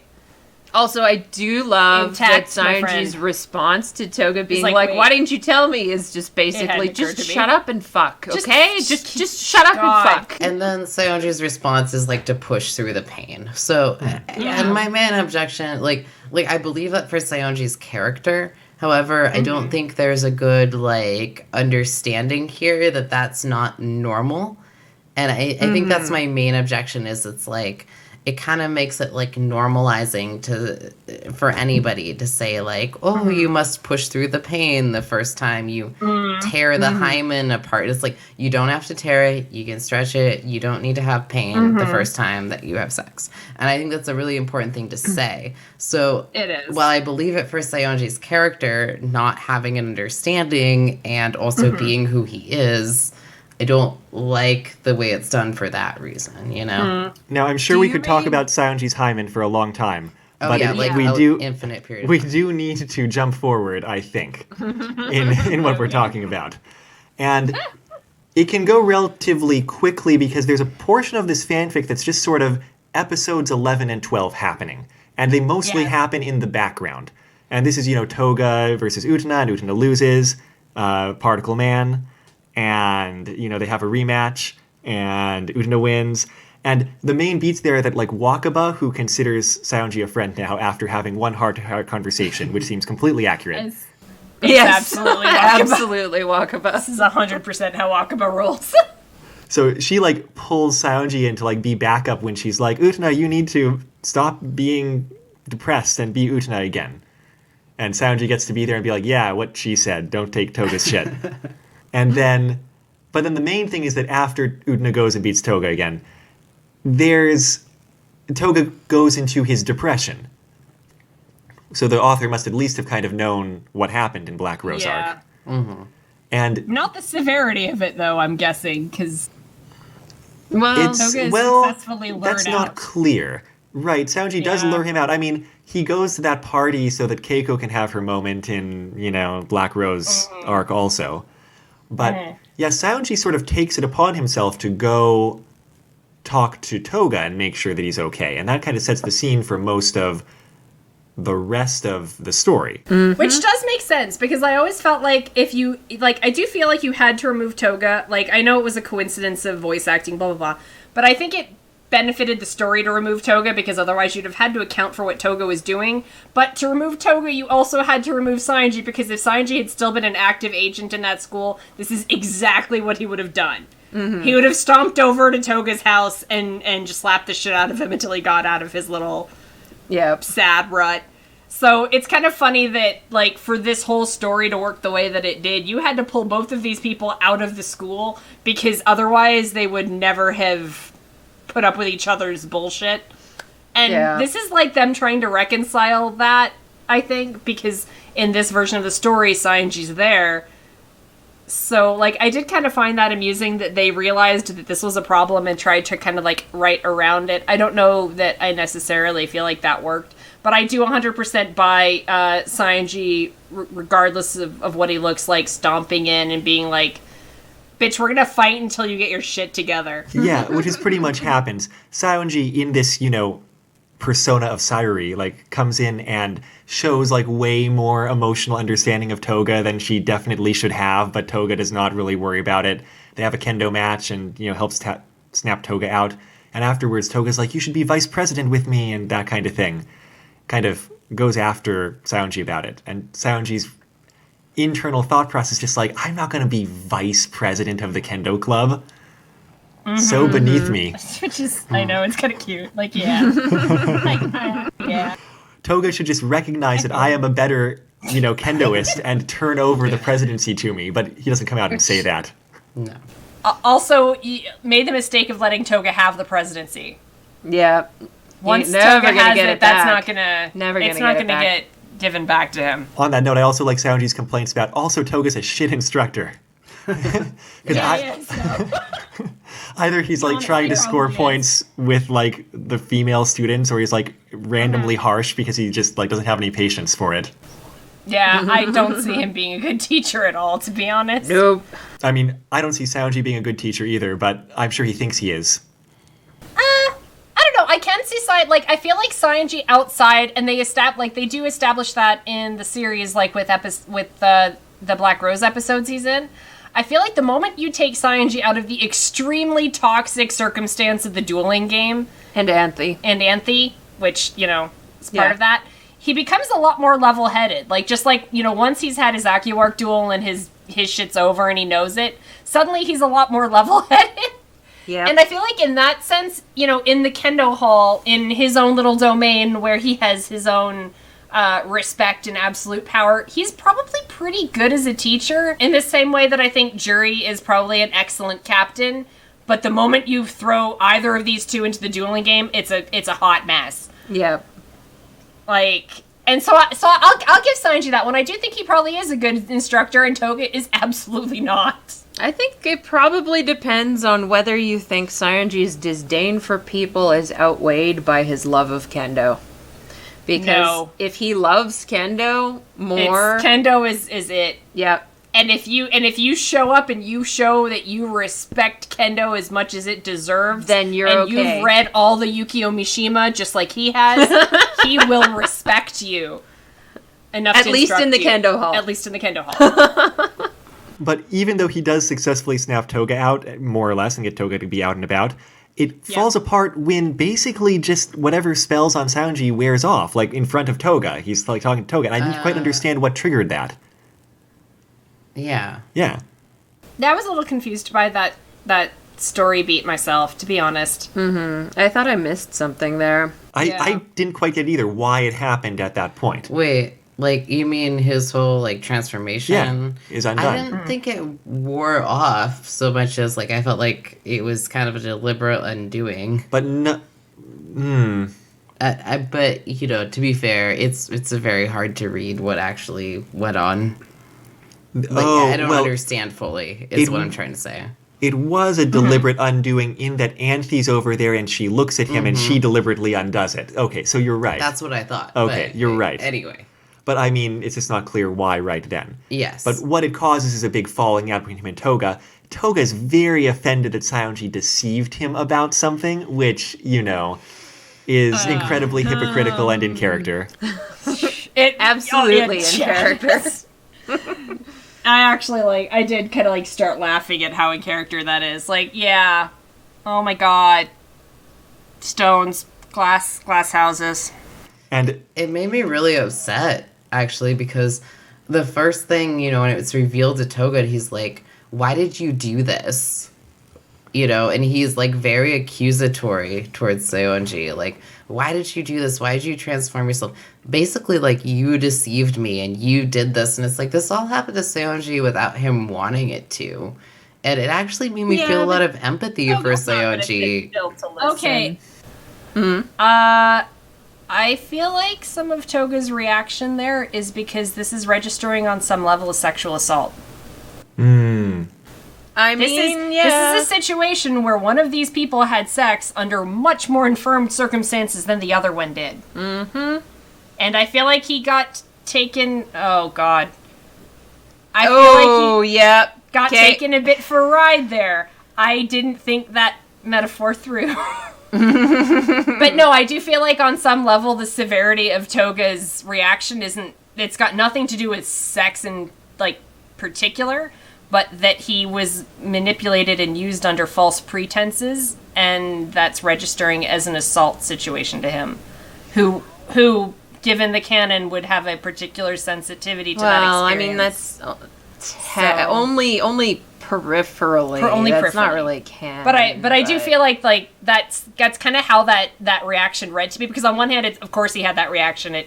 It follows from him, but it's also like, I mean, he here's the reacted thing. very strongly to something he usually minimizes a lot. Here's sex. the thing.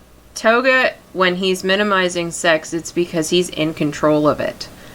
They introduced an element that he was not in control of and did not know about. Yep. That, provided that you read Enokito's sort of words about Touga from outside the anime, about him being sexually assaulted repeatedly by his parents when he was a kid, taking that measure of control that Touga has over sex and just saying, no, you didn't have it after all, is a major, major thing. Yeah. That would not go over well. Yeah, I just feel like, I do kind of get Toga's reaction here. That's uncomfortable to have been. And of course, because he's feeling afraid, he would immediately go on the offense. Yeah. So, I mean, kind of how I read that. I agree. There's two takes here, and one is that Touga not knowing that this was Saionji is exactly what y'all said. Like, a huge betrayal of trust, and definitely a form, I would say, of, coercion or assault in that sense. However, in the text, it's very complicated because there's, a weird element of coercion that Touga also enforces on Saionji. However, Saionji also agrees. So it becomes very misconstrued, and it's hard to read. However, I understand that Saionji not disclosing identity is important. However, there's something else that rings so true to so many sexual experiences that trans people have, is you did not disclose that you were originally, your body used to be different. And it's really hard to kind of parse the difference between what angers him more. And I'm not, saying either thing is okay or right. I'm saying it's convoluted space. It's unclear whether Touga's more angered by, the whole body situation because he's so heterosexually focused, or by not knowing that this identity was actually his friend. And I do think that, his friend not disclosing to him is a legitimate reason to be upset. It's just, he's also a shit in this too, but it doesn't mean that it's not very legitimate. Definitely not trying to minimize the whole correlation with trans people having to disclose or not disclose. Like, that was an angle. To be honest, I'm generally so Touga focused. I stick with his head, and in his head, he's probably not really thinking that much about the body at all, as other than an attack, just a way to attack because he's feeling vulnerable. Yeah. Yeah, that's fair. I just think, in this fic, it does seem like he's very focused on, like, having sex with women or to be the prince. And so I feel like that's part of the reason he's upset. But yeah, it's super complicated for those reasons. And it's not clear. And he does immediately be very cruel and, as hurtful as he possibly can be and drive away Saionji. And this is definitely his defense mechanism of, avoiding intimacy. And Saionji goes away. There's this odd scene where Mikage comes by and gives Saionji, like, now that he's back in his original body, it's like, hey, we're bringing you back into Otori. I've used my influence to get you back in, and I hope that you'll continue to be a great Otori student that we can manipulate into dueling or whatever. Which he's consciously okay with in every continuity. Saionji is always very aware he's a tool at this point. And it's like, yeah, that's fine. And here's the scene that you were talking about where he says, it was unwise to return to Otori. It was clear that Saionji had once again been cast in the role of pawn in a game he couldn't even guess at. Whatever Anthe and Otori were, whatever was wrong with Mikage, whatever elaborate scheme the duels for the Rose Bride and the machinations at the end of the world served, nothing good would come of it, certainly not for mere pawns. And then he's like, how long have I even been at Otori anyway? It seems like just that tomorrow's supposed to be the school festival's opening day, or whatever. That's a different movie that I love. But yeah, he goes back in specifically for this because he's thinking Touga's at Otori, and Touga's caught up in this, and Touga thinks he's in control of everything, that he's very, very smart, and he is not going to get, burned by this, and he definitely is going to get burned by this. Like, 100%. So hard. and that's what brings him back into Otori this time, not the Anthe angle. I do kind of like that. But it's still, at the end of the day, always rings to me as a justification. Right. He can't step away from where the power and the feeling important is. Yeah. Like, he needs it so much he will find a reason, altruistic or otherwise, to just waltz his ass back into the school, as Jury says. And so he walks into the student council room, and, the other three are playing cards, and he's like, I challenge you to a duel, Touga. And Touga says, shouldn't you challenge the actual victor of the duels? He's like, no, I challenge you, Touga. Why not? What the fuck? Well, it's not like a dueling arena duel. They go duel in the kendo room, right? They just want to fight. He just wants to fight. But context would imply. So I'm not. I get their moment of confusion there. By the same token, I feel like Saionji just showing up in the student council chamber and being like, I want to fight, shouldn't seem that strange to any of these people. The only reason he would ever show up in the student council room is to challenge someone to a duel or gloat. Exactly. As per episode 1. Which, no, that time he got yanked up because someone wanted to pretend they cared about beating the Rose Bride. Someone being Touga. Yeah, Yeah, the whole reason he's in the room that time is because Touga's like, hey, don't beat up the goods. Literally, that's literally the context they use, and it's so cursed. Ends of the world will be pissed if you keep beating up the Rose Bride, which is peak irony because later he's going to try to literally beat her by proxy that way, but, you know, that's another conversation. Right. This final duel, it starts out as a kendo duel, right? And Yes. it's another neat character beat because what it comes down to is that, you know, Touga tries like mind games and such, and what Saionji realizes that he's always assumed, as per stated in the show, that Touga's a little bit better than him and is just an asshole about it and doesn't really care. But when Touga tries the same move that, like, you know, Chekhov's kendo student earlier in the fanfic used, where it's like, this is kind of a desperation ploy. You're trying to, like, just kind of project overconfidence or whatever. Like, you do it when you can't quite beat the opponent, you know, normally. Touga tries that move, and Saionji's like, oh, he taught that move, and he's using this because he thinks I'm better than him. Like, this idea that Saionji's worse at kendo is just something that Saionji himself has internalized. And, like, he gets to kind of get over his inferiority complex a little bit with Touga in this fight. Yeah, I did actually really like that. I liked That was very cute. that was a good plan, especially given especially these older fics. You read a lot of fight scenes, and you read a lot of.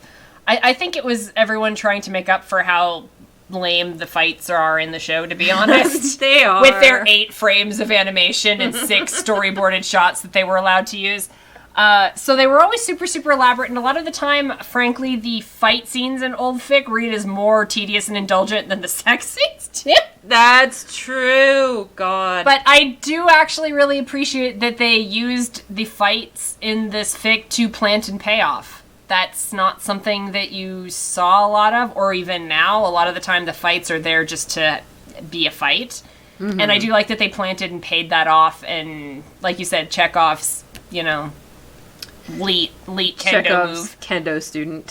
So I did actually like that. And that's cool. But then things get really weird because it's a 2-stage boss fight. It's an RPG boss fight. Yes. Yeah, the music changes, and you get, you know... Well, I mean, at least it wasn't a load-bearing boss. Kefka, the load-bearing boss. He's not the only I one. think this is the only group, I think, where that joke might possibly land. I know, right? We'll bring you back on for an FF6 fanfic. Oh, yeah. I have a couple in yeah. Sounds reserve. great.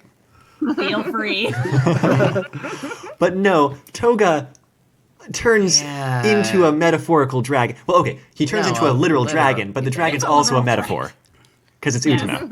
The dragon... Yep. Wait, are you saying that dragon's the dragon's a metaphor? Wait, Yes, the are things in Utena a metaphor for something? Well, slow down. Hold on. Now you've read too much into it. It's a 100% real metaphorical dragon. That's right. I'm gonna do like Digibro did and just read the entire surface and nothing underneath, so this is a real fucking dragon. I'm sorry. Oh, okay, did you, bro? Saionji fights a dragon, and that's that's the end. The end. Oh, okay. Right? Yeah, well, basically, well, the metaphor dragon has a metaphor in its paw, like in one of its claws, right? And that is a child Touga.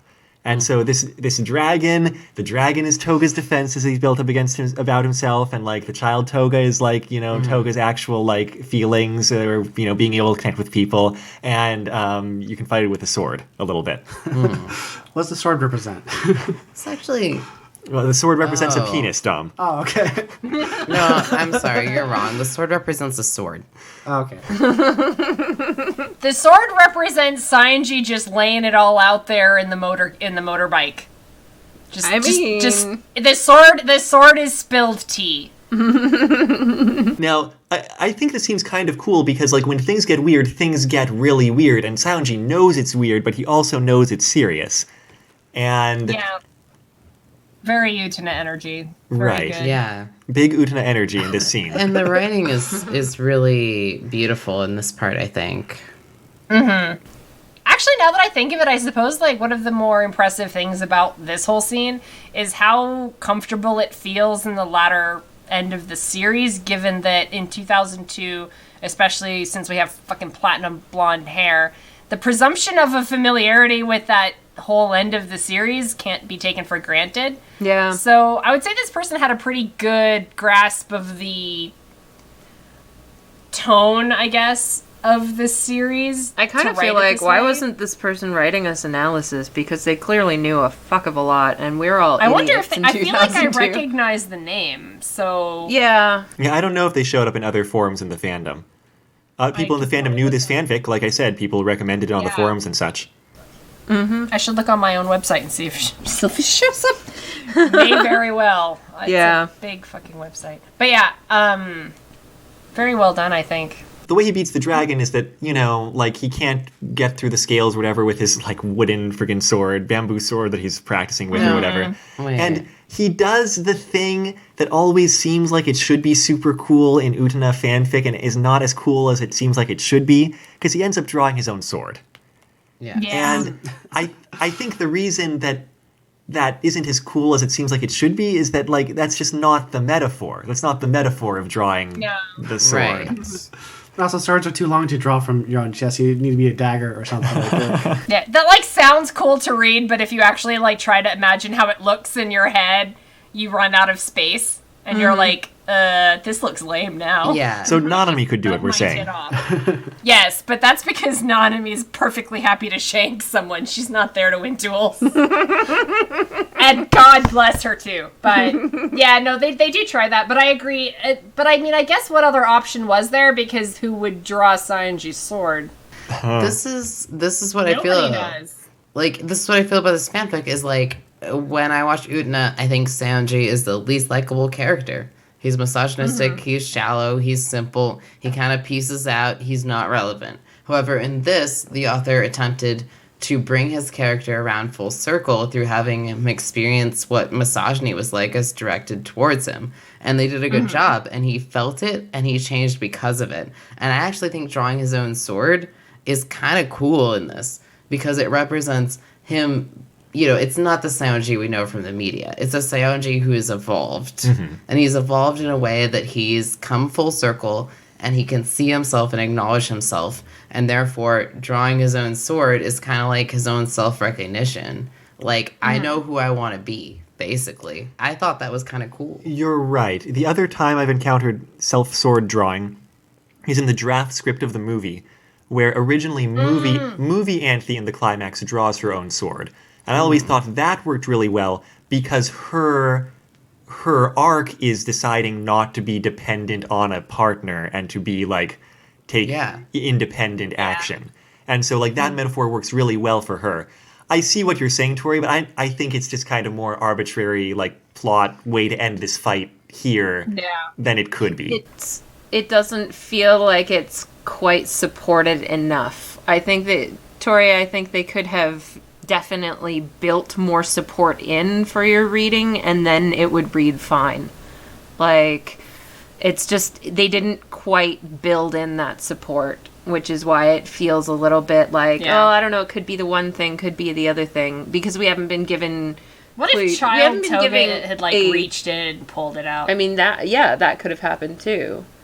But Somehow. like the little plot breadcrumbs to string us along to this point have been a little too few because like and the far whole between. theme of like self-reliance and all of that sort of thing would have been easy to plant into this, and I wonder if maybe that was part of like an intent that didn't get quite sold. But I think you have to work really hard to make Saionji that character, and I agree that they didn't work quite hard enough for it. Though I do think it was the intent. However, I think the intent is a little defeated at the end in the last scene, because, that self-reliance doesn't come through in the last scene. But we'll move on to But the sword's not really the climax, because he beats the dragon, but then the Correct. dragon turns into like a beautiful young man and is like, I can be with you forever, and you know, forever being a key thing for Saionji, because of eternity, and like, and Saionji kills it too. It's described as an incubus in one line, but it's still just the defenses of Touga. It's still the dragon, even though it changed its form, right?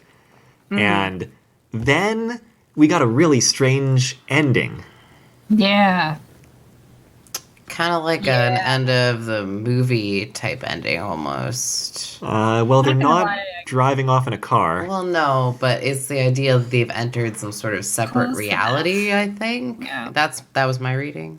Maybe? Yeah, it does feel like not gonna that. lie, the ending felt like a wet fart to me. Oh, you're no fun. I feel like it should have just ended with the dragon. I actually like this ending, if only for one reason, and that's that Touga's cut his hair. Sad. No, No, I get why. I know why. Vanna knows why. I don't know if I you know. guys remember Amato. It's You in the probably movie. do. But the whole my parents made me grow my hair out when they sold me. Mm-hmm. Yeah. So Touga cutting Oh, his yeah, hair yeah. has a little more significance than just I wanted a new hairdo. It's also I want to shake off this trauma. Yeah, it's got like the symbolic weight of emotional progress for him. Yeah. So like having Touga with short spiky hair is like he's finally feeling free to choose his own presentation, to not necessarily have to be seductive all the time, to not necessarily have to constantly put on a facade, which I thought was really nice and well used. Now, I think those are good comments. There is actually more going on here than just Toga's haircut. Actually, Saionji kind of wakes up, and it's like years later, and he's like living with Touga, and they seem to be partners. And all his memories of everything that's been happening, he can feel them trying to slip away, but he makes a conscious effort to hold on to them. And I'd say it's the time skip here that's the weirdest, because Yeah. he talks to Touga, and he's like, he's disoriented. Touga remembers Otori. He's like, do you remember like the duels and like all that weird stuff? And Touga's like, yeah, I remember it. I just don't really want to talk about it because that was like a real shitty Yeah. time for everybody. Well, and he also kind of brushes it off like that was so silly and petty and it didn't mean anything, Which is what Touga would do. I think that's a pretty strong And what's- convention in these older fics, though, is that once you're Yeah, out it of is the very- duels, you they forget all them. kind of feel like, oh, well, that was just a game we played, or Yeah, that was well, it was just... often like the kind of plot point that all of the post-series fics tended to rely on was how did you get them back into Otori, and it almost always involved reminding them that shit had gone down at Otori. And I mean, I really liked that in Archimage, and not Archimage, in Jacquemart and such. But how do you actually pronounce that title? Jacquemart. I don't know. Something like that. I'm not sure. about to exercise my French right now. Well, you're Canadian, so you should know all the French, right? No, I they got don't taught- speak French here. I got taught Days of Our Lives instead of French. My French teacher was extremely bad. Good to know that like foreign language schools in high school are the same everywhere. I know, right? My 4 years of high school Japanese got me out of the first semester of college Japanese. Yep. That is very fair. Stuff. Good times. So anyway, yeah, I mean, that's basically it. It's like they have their own lives. Toga's going to be going to law school, which seems fair, I guess. Yeah, that tracks. Saionji's going to be... What's he doing? He's still kendoing or something? Yeah, he's like going to a tournament, planning to and Yeah. such. And it feels a little strange, though, that like Saionji really doesn't remember the last few years. And he doesn't even really have it, oh yeah, now it's all coming back to me. I would have thought that there would have been a moment like Yeah. that, and there isn't. And so it's just kind of like very odd. Well, It's like he's just going to go forward, I guess. At the end, he's like, oh, this new Touga is weird, who's kind of like opened up emotionally some, but I think I can get used to it. And I'm like, but wait, Yeah. what about those few years that you don't remember? yeah. What about the fucking dragon, Saionji? Well, I mean, they kind of address the dragon and Yeah, the I fact know. that Saionji has a scar that wasn't there the day before, yeah, that's according also to the Touga. like. But was it all a dream? It wasn't. It clearly Well, wasn't. if you have a scar that was not there the day before, The That years wasn't- before? Well, yeah, years have passed. They're supposed to be older now. I think the implication is that Saionji defeated the dragon. He thought Touga was dead because he saw, Touga like bleeding out when he defeated the dragon because he thought they were interlinked. And when he sees the scar on Touga, he's like, that's from a sword wound. Toga's like, oh, no, it's not. Or like, I never realized it looked like that.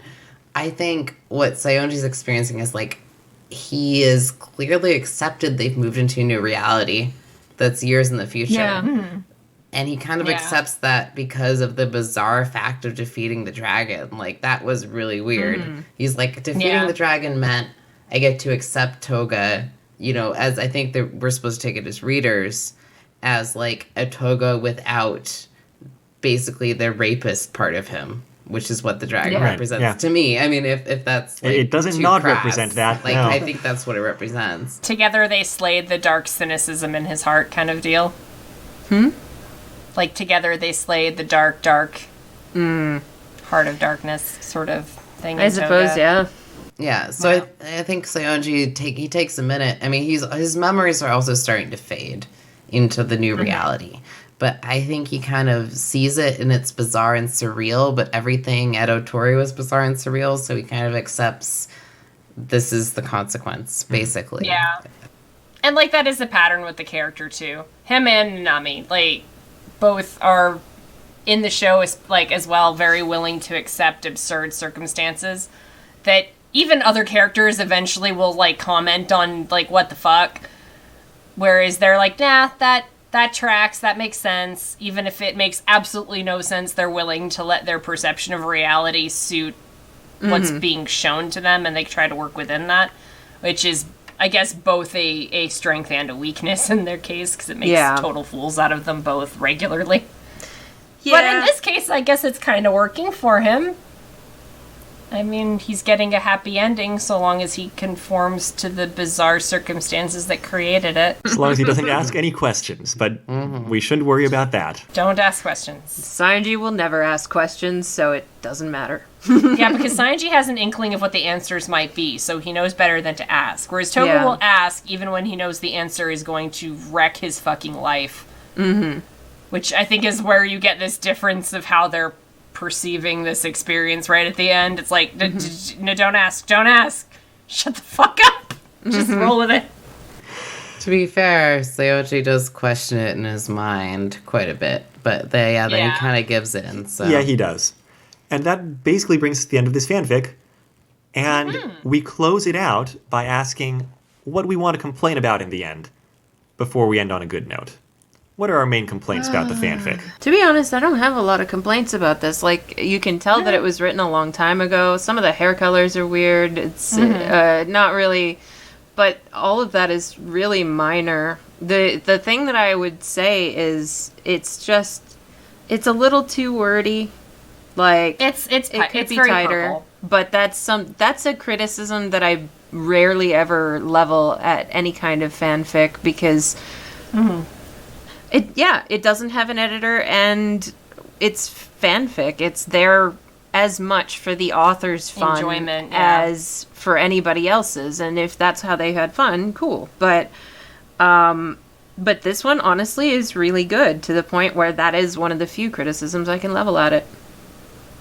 I'm trying to think of a criticism that isn't me just being petty. I mean, go ahead and be petty. That's what you're good at. You married me. So. I know. That's why I'm encouraging you. I'm not gonna lie, I actually got pissed when Akio showed up, because I'm like, okay, this is episode 10, 1, and 2, this was like the opposite of Chekhov's Akio, because he shows up, does nothing, doesn't appear again. Completely like, irrelevant. Fine, I accept this. But I spent the whole rest of the fic waiting for his ass to show up and provide context of some kind, even if it was complete horseshit.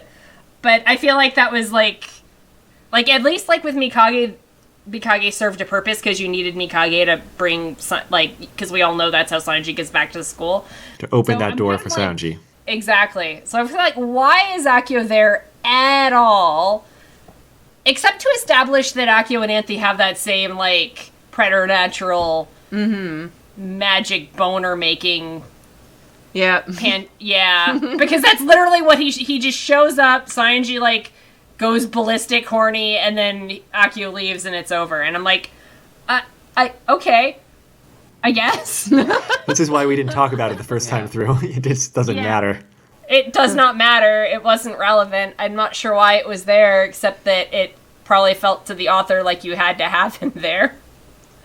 Which a lot of fics from around then did. But that did feel honestly entirely superfluous, because I get what they wanted to do there, because I feel like they were trying to make a connection like to establish that Anthe is unusual by establishing he is also unusual. Like, I think that's what the point, quote unquote, was there.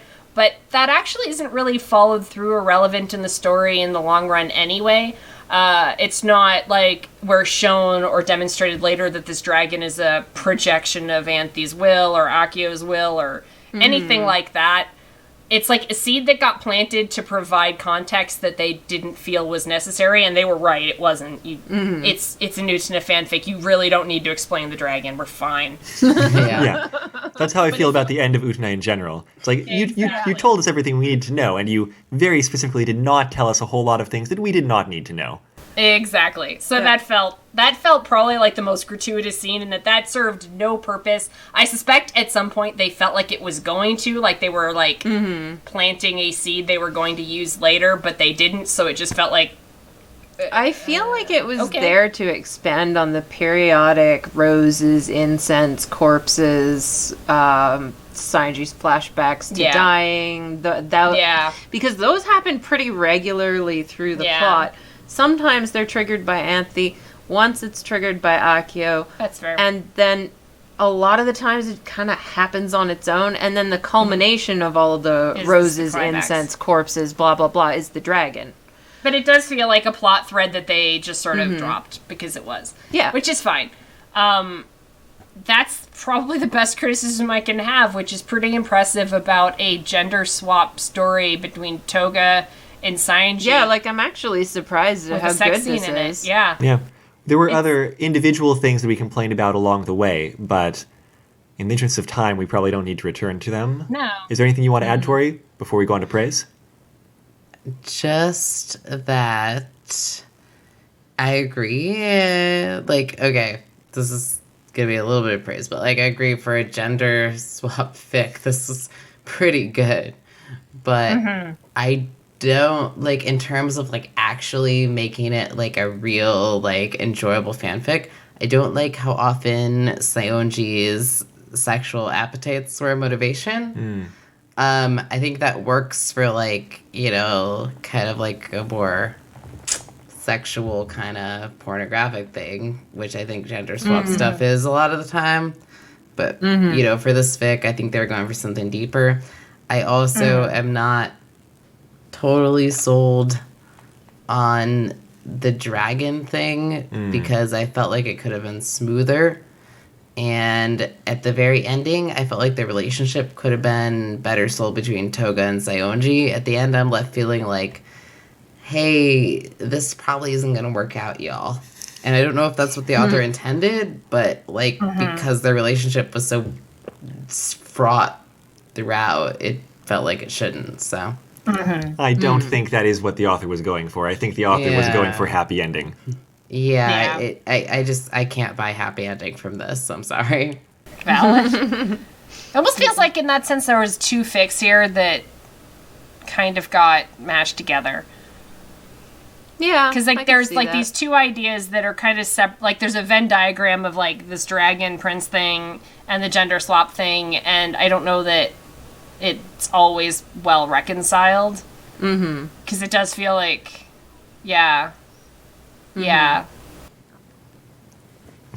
Well, what about praise on our way out? We've also done praise as we've gone along. Yes. And I'll start just by saying that on the whole, it was very well written. Like, well, I've read enough fanfics that, you know, you can see when the authors are good at writing words and when they are not great at that.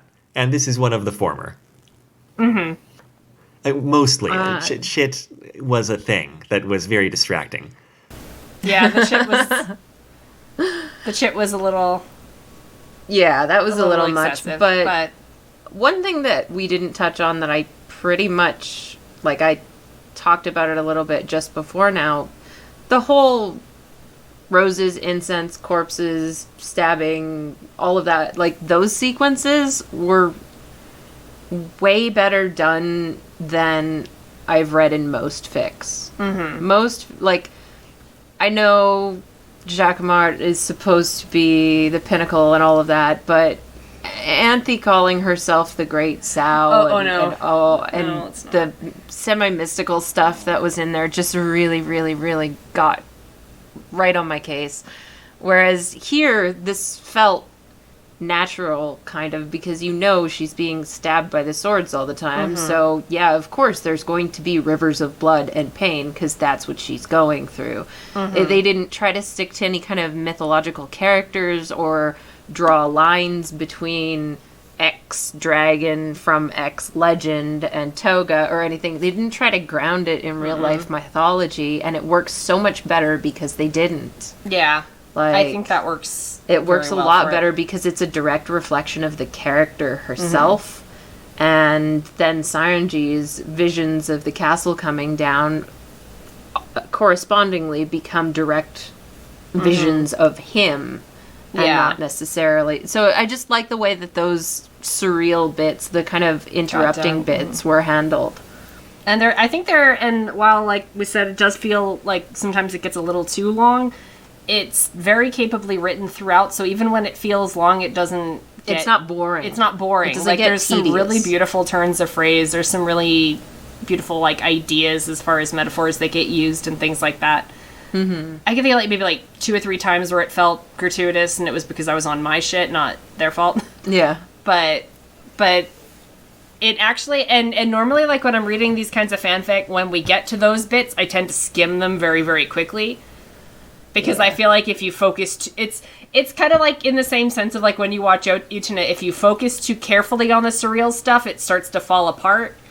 So it's dodgy by design. And that's kind of how I read those sorts of sequences, is I tend to skim them really quickly, because if I think about them too much, I feel like the illusion will break and I won't be able to suspend disbelief.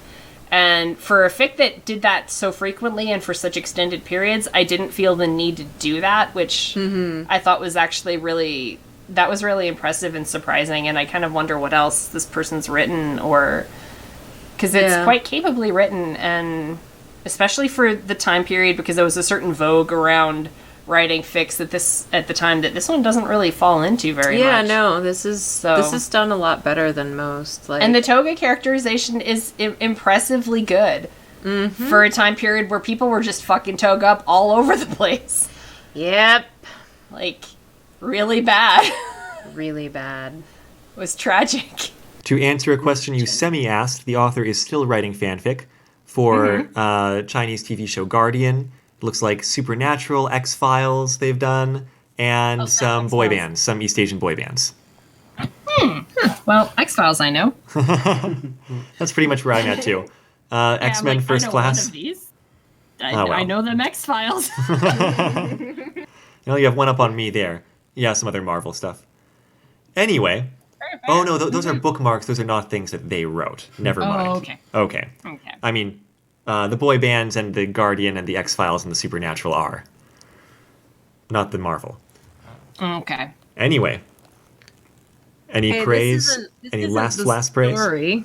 This isn't the story, but I just want to point out, like, Vanna, did you actually look at the people who had given kudos at the bottom? Because I recognize a few of these people. Yeah, it's I old just thought it crowd was on funny. there. I just thought it was funny. Like, There was some old crowd, for I sure. see Clarice on there. Yep. Yep. Étranger.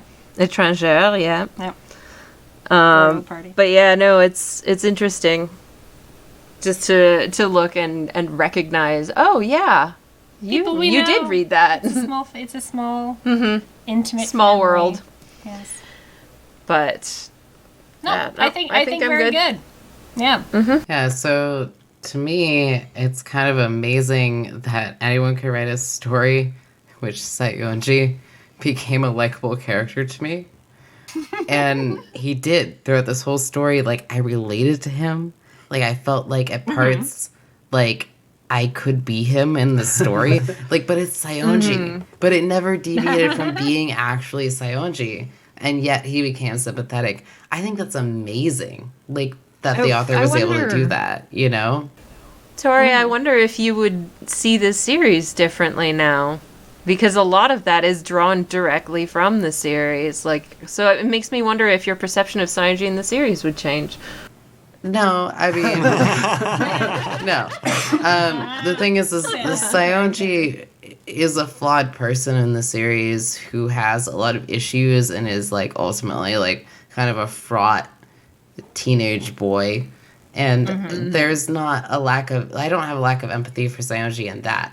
But this makes him come full circle in a way that I feel like, oh, he's matured enough. This could be a person that I could relate to, rather than someone who's going to be consistently like demeaning me in a misogynistic way, as he does to all women all the time. So I feel like they've managed to make him a sympathetic Person. person and bring him full circle. And it does draw from the source, and I think y'all are right in that there's enough information in the source to make that happen, but the author has brought it to fruition. And I think they used rich territory and brought it to a really good place. And I love that. And I also love the writing style in this. I think the writing is oftentimes very beautiful in this story. And it fits Utena very well because they use the dragon imagery and the prince imagery. And they use the images. The images are very beautiful often. And it evokes that same, beautiful imagery that Utena does in the same visual format. So That's high praise. When a character you hate becomes sympathetic, that's epically high praise. I was already inclined to like him, so that was going to be an easy swing on my part. But I can't dislike Saionji after the scene where he's grilling eggs out and camping and probably very satisfied with himself that he's like roughing it. Yeah, I don't hate him because it's really hard to hate him, because he's... No, but he's totally a despicable little shit, though. Yeah, like, it's also really hard to like him. He's one of those, like, lovable misogynists, and you're like, oh, I should not like that person. But this author made it come full circle and made me be like, okay, I guess I can actually like him. It's weirdly satisfying that way.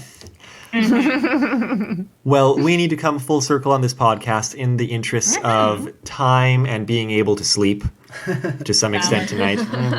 But Yasha and Vanna, thank you so much for coming on and talking and providing some great Utena insights. Thank you for having us. This was super fun. Well, I was not joking about having you back on for Final Fantasy VI sometime if you like, because... Man.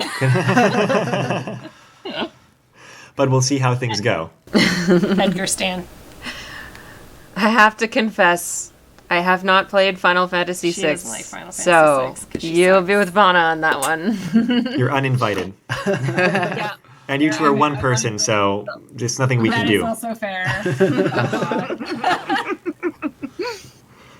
Mixed feelings. So where can we find you online with your You can Utena find- presences these days? You can find us where you have always found us, ohtori.nu, but we're also on Twitter. We frequently curse Twitter with horrible images I live on of Twitter. the kind of food that Touga would cook or other terrifying things, and that's at ohtori_nu. Funny story about that, real quick aside. You can take this out if you want. It turns so .nu was just .nui or whatever, some country that was the hip suffix to use at the time back in the day when everyone was buying domains because everyone had a website. It turns out that means nude in 7 different romantic languages. So I have many, many followers on Twitter that think I deliberately called it Otori naked. Beautiful. And And I would have deliberately done that had I known. So there you go. Go visit us at Notori Naked. Love it. You missed your chance to just pretend that was the plan. It was the plan all along. And so, our next fanfic is a little bit up in the air as we go into holiday season, and we'll get back to you on that, and I'm sure you'll find out, listeners, in the next week. But as for this was episode 65 of Retro Fanfic Retrospective. That is Ever After by Sylvia, the 2002 fanfic. You can find our link to the archive of our own copy of it at bit.ly/rfrafter. The intro song to the podcast is The Weekly Fair off of the album Poppy's Incredible Adventure by Komiku. The outro song is Run Against the Universe from the same album. You can find that album and other works by Komiku at loyaltyfreakmusic.com. You can find our website at retrofanficretrospective.podbean.com, which is admittedly less catchy than otori.new. Maybe add something naked in there somewhere. Yeah, we can fit some nudity in here, I'm sure. Retro fan naked. Never mind. If you want something slightly catchier but equally clothed, it's bit.ly/retrofanfic. If you have questions, comments, or thoughts about the episode, you can contact us on Twitter at retrofanfic, or send us an email at retrofanficretrospective@gmail.com. We're also on some other services. What have we got? I'm using the wrong file here, so it's so old. I don't have our old... I don't know. Find us on LinkedIn. Don't have a LinkedIn profile Check yet. our MySpace page. No one's going to hire us. That's right. We've got Tumblr at Fanfic Yeah. Retrospective, and we Facebook theoretically, dating? yeah, theoretically we have Facebook, not dating. at Retrofanfic. Leaving comments or reviews on Apple Podcasts in particular would also be greatly appreciated, or you can got a use whatever services you Reddit got. account, right? Oh yeah, use Reddit. That one's Fanfic Retrospective. Okay. Yeah, okay. And if you want to bug Vanna and Yasha about coming back onto the show, or like about their crazy hot takes about Utena, then put them in on the Twitter feed also, in addition to at retrofanfic. It's at otori, what is it? _.nu. At otori_nu. Naked. Yeah. Tori naked. Otori naked. Otori at night. If you want to hear them talk a lot more about Utena, they're on another podcast. Imagine me and Utena. They've been on there more than once. Yes. There's a lot of Anytime. content there if you want. We also have a sub podcast on that one where we watch Sarah Zanmai, which is Yugahara's new garbage, and we're also on Madoka Magicast, Yes. where we watched Madoka, and we're still recording the movie one because This is episode 3 of Yeah. Rebellion. because there's a lot to say about the movie. Yeah. So we're kind of everywhere. We're not hard to find. Yes.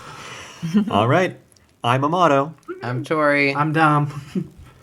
And we're Yasha and Vanna. Bye-bye. We're just 5 Earth life forms trying to be nice to each other. Until next time, take care. Bye. Bye. Yay.